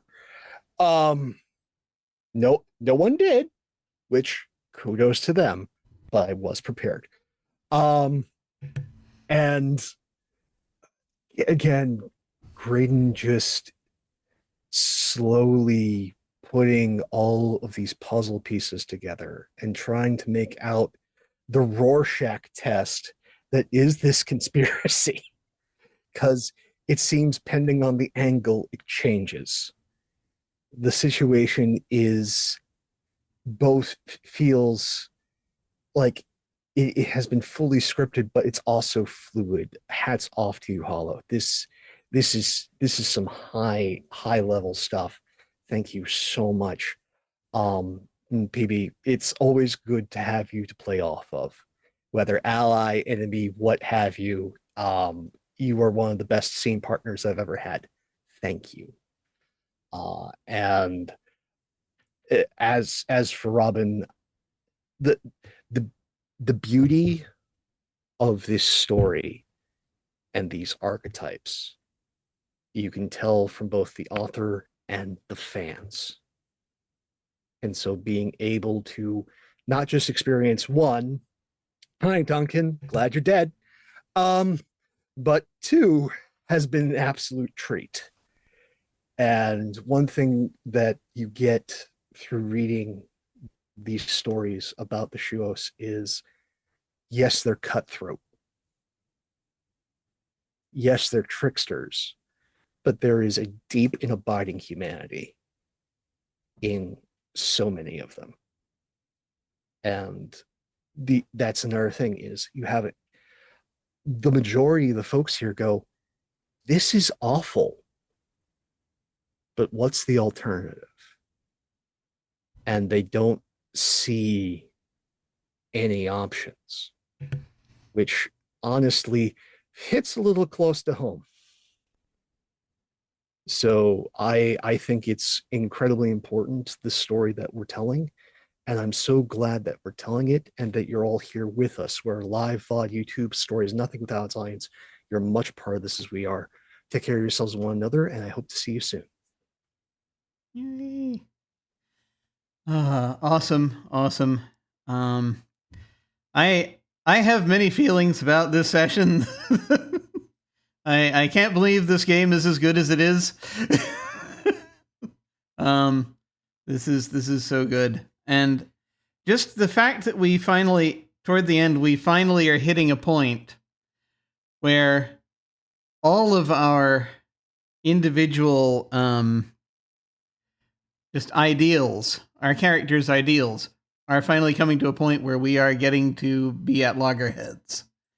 And just on the one hand, I know that's a thing where it's like, oh, as we're getting into a deep, involved conversation, and so I know we are kind of doing the thing that PC groups will do sometimes, where we discuss things for 90 years. But at the same time, just how well it's come out and the stakes of the thing. It's a kind of beautiful. Just it was sort of seeing this finally happening, and then to have the freaking Narai Hex arc pop in, I think was were this game a symphony, that would be the perfect note to play right then, I think. Because it was appropriate, I think. It's like, well, we are now at the point where it's like there was a big factor we were unaware of, and here it was. So it's how could things possibly get worse? Well, let's see. So I'm very excited to see how this goes. And this is, there's so much. This is so much. Also, I mean, just individually for just my character, Graydon, in particular, because this place kind of reminds him somewhat of home in some ways, because he does come from a place where they do a lot of farming, and they have to work the hard earth, so he sympathizes so much for these people, but they're doing such a big freaking heresy that it's like something's gotta happen. We have found the capital H heresy. We found it. And so it saddens him that his first really big heresy uncovering is one that is so beautiful to him. And so that's a thing to struggle with. And just seeing everyone's just sort of this situation bringing out everyone's ideals and just seeing how Tace reacts, how Floor reacts, and how Robin reacts to this whole thing, and is just this is that we've reached a point, folks. We've reached a point. And I think anything can happen at this point, and it's wonderful. But yeah, I should probably say who I am and all of that. I'm Jim Ryan. You can find me at OtherDoc on Twitch, YouTube, and most social media platforms. Where I'm not OtherDoc, I'm Jim Yes That Jim. My website is jimyesthatjim.com, where you can find my Geek Observation podcast and links to my various other podcasts, audio dramas, writings, and such.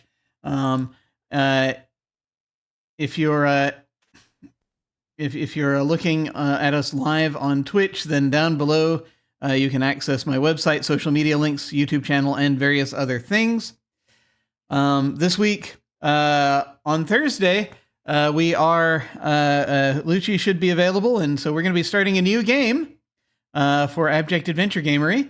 As we go back, it's the alternate Thursdays. We try to come in and play old text adventure games, and so we're going down the line. Next one in the series is Suspended, and so we're looking at probably starting that on Thursday, and then of course 1 week from today, Tuesday, we will have the more of this happening, and I do feel like we're very close to the end here, but we'll see how this goes. Yeah. I'll say about this is that player decisions will completely determine if this is a penultimate episode or the final episode next Tuesday. Yep. And that's where we are. That's where we are. So, looking forward to that on Tuesday. To briefly answer the question that Unstable Deus has asked in chat. As far as I'm aware, I don't believe Suspended has grooves in it, from what I have read, but you never know. They could be anywhere. They could be anywhere. That said, so let's see. We do have another campaign coming up very soon. We will talk about more as we get closer to it. And my game, 1 year hence, is inching towards publication. We're almost there, folks. I've sent in hopefully we're almost there. I sent in a request to be able to publish the digital version. We will see how soon they respond to that. Once they respond to that, I will have both a physical and digital version, and I want to release them both at the same time, and I'm going to try to do something when that happens. I'll talk about that more when we get there. But I'll be talking a lot about that game very soon, probably. There may be several one-shots going on, at least off-stream, possibly also on-stream, depending on what happens as we get close to the end of the year. I'll talk more about that when we get there. But now, when we hit the end card, I'm going to send a raid over to somewhere where they're playing a much lighter, shinier, and happier game of Cyberpunk Red. It's only shinier because of the neon. It's fair. Feel free to hang on if you're so inclined and say hi to them with us. In the meantime, folks, thank you all very much for watching. Take care, and we will catch you next time. Farewell.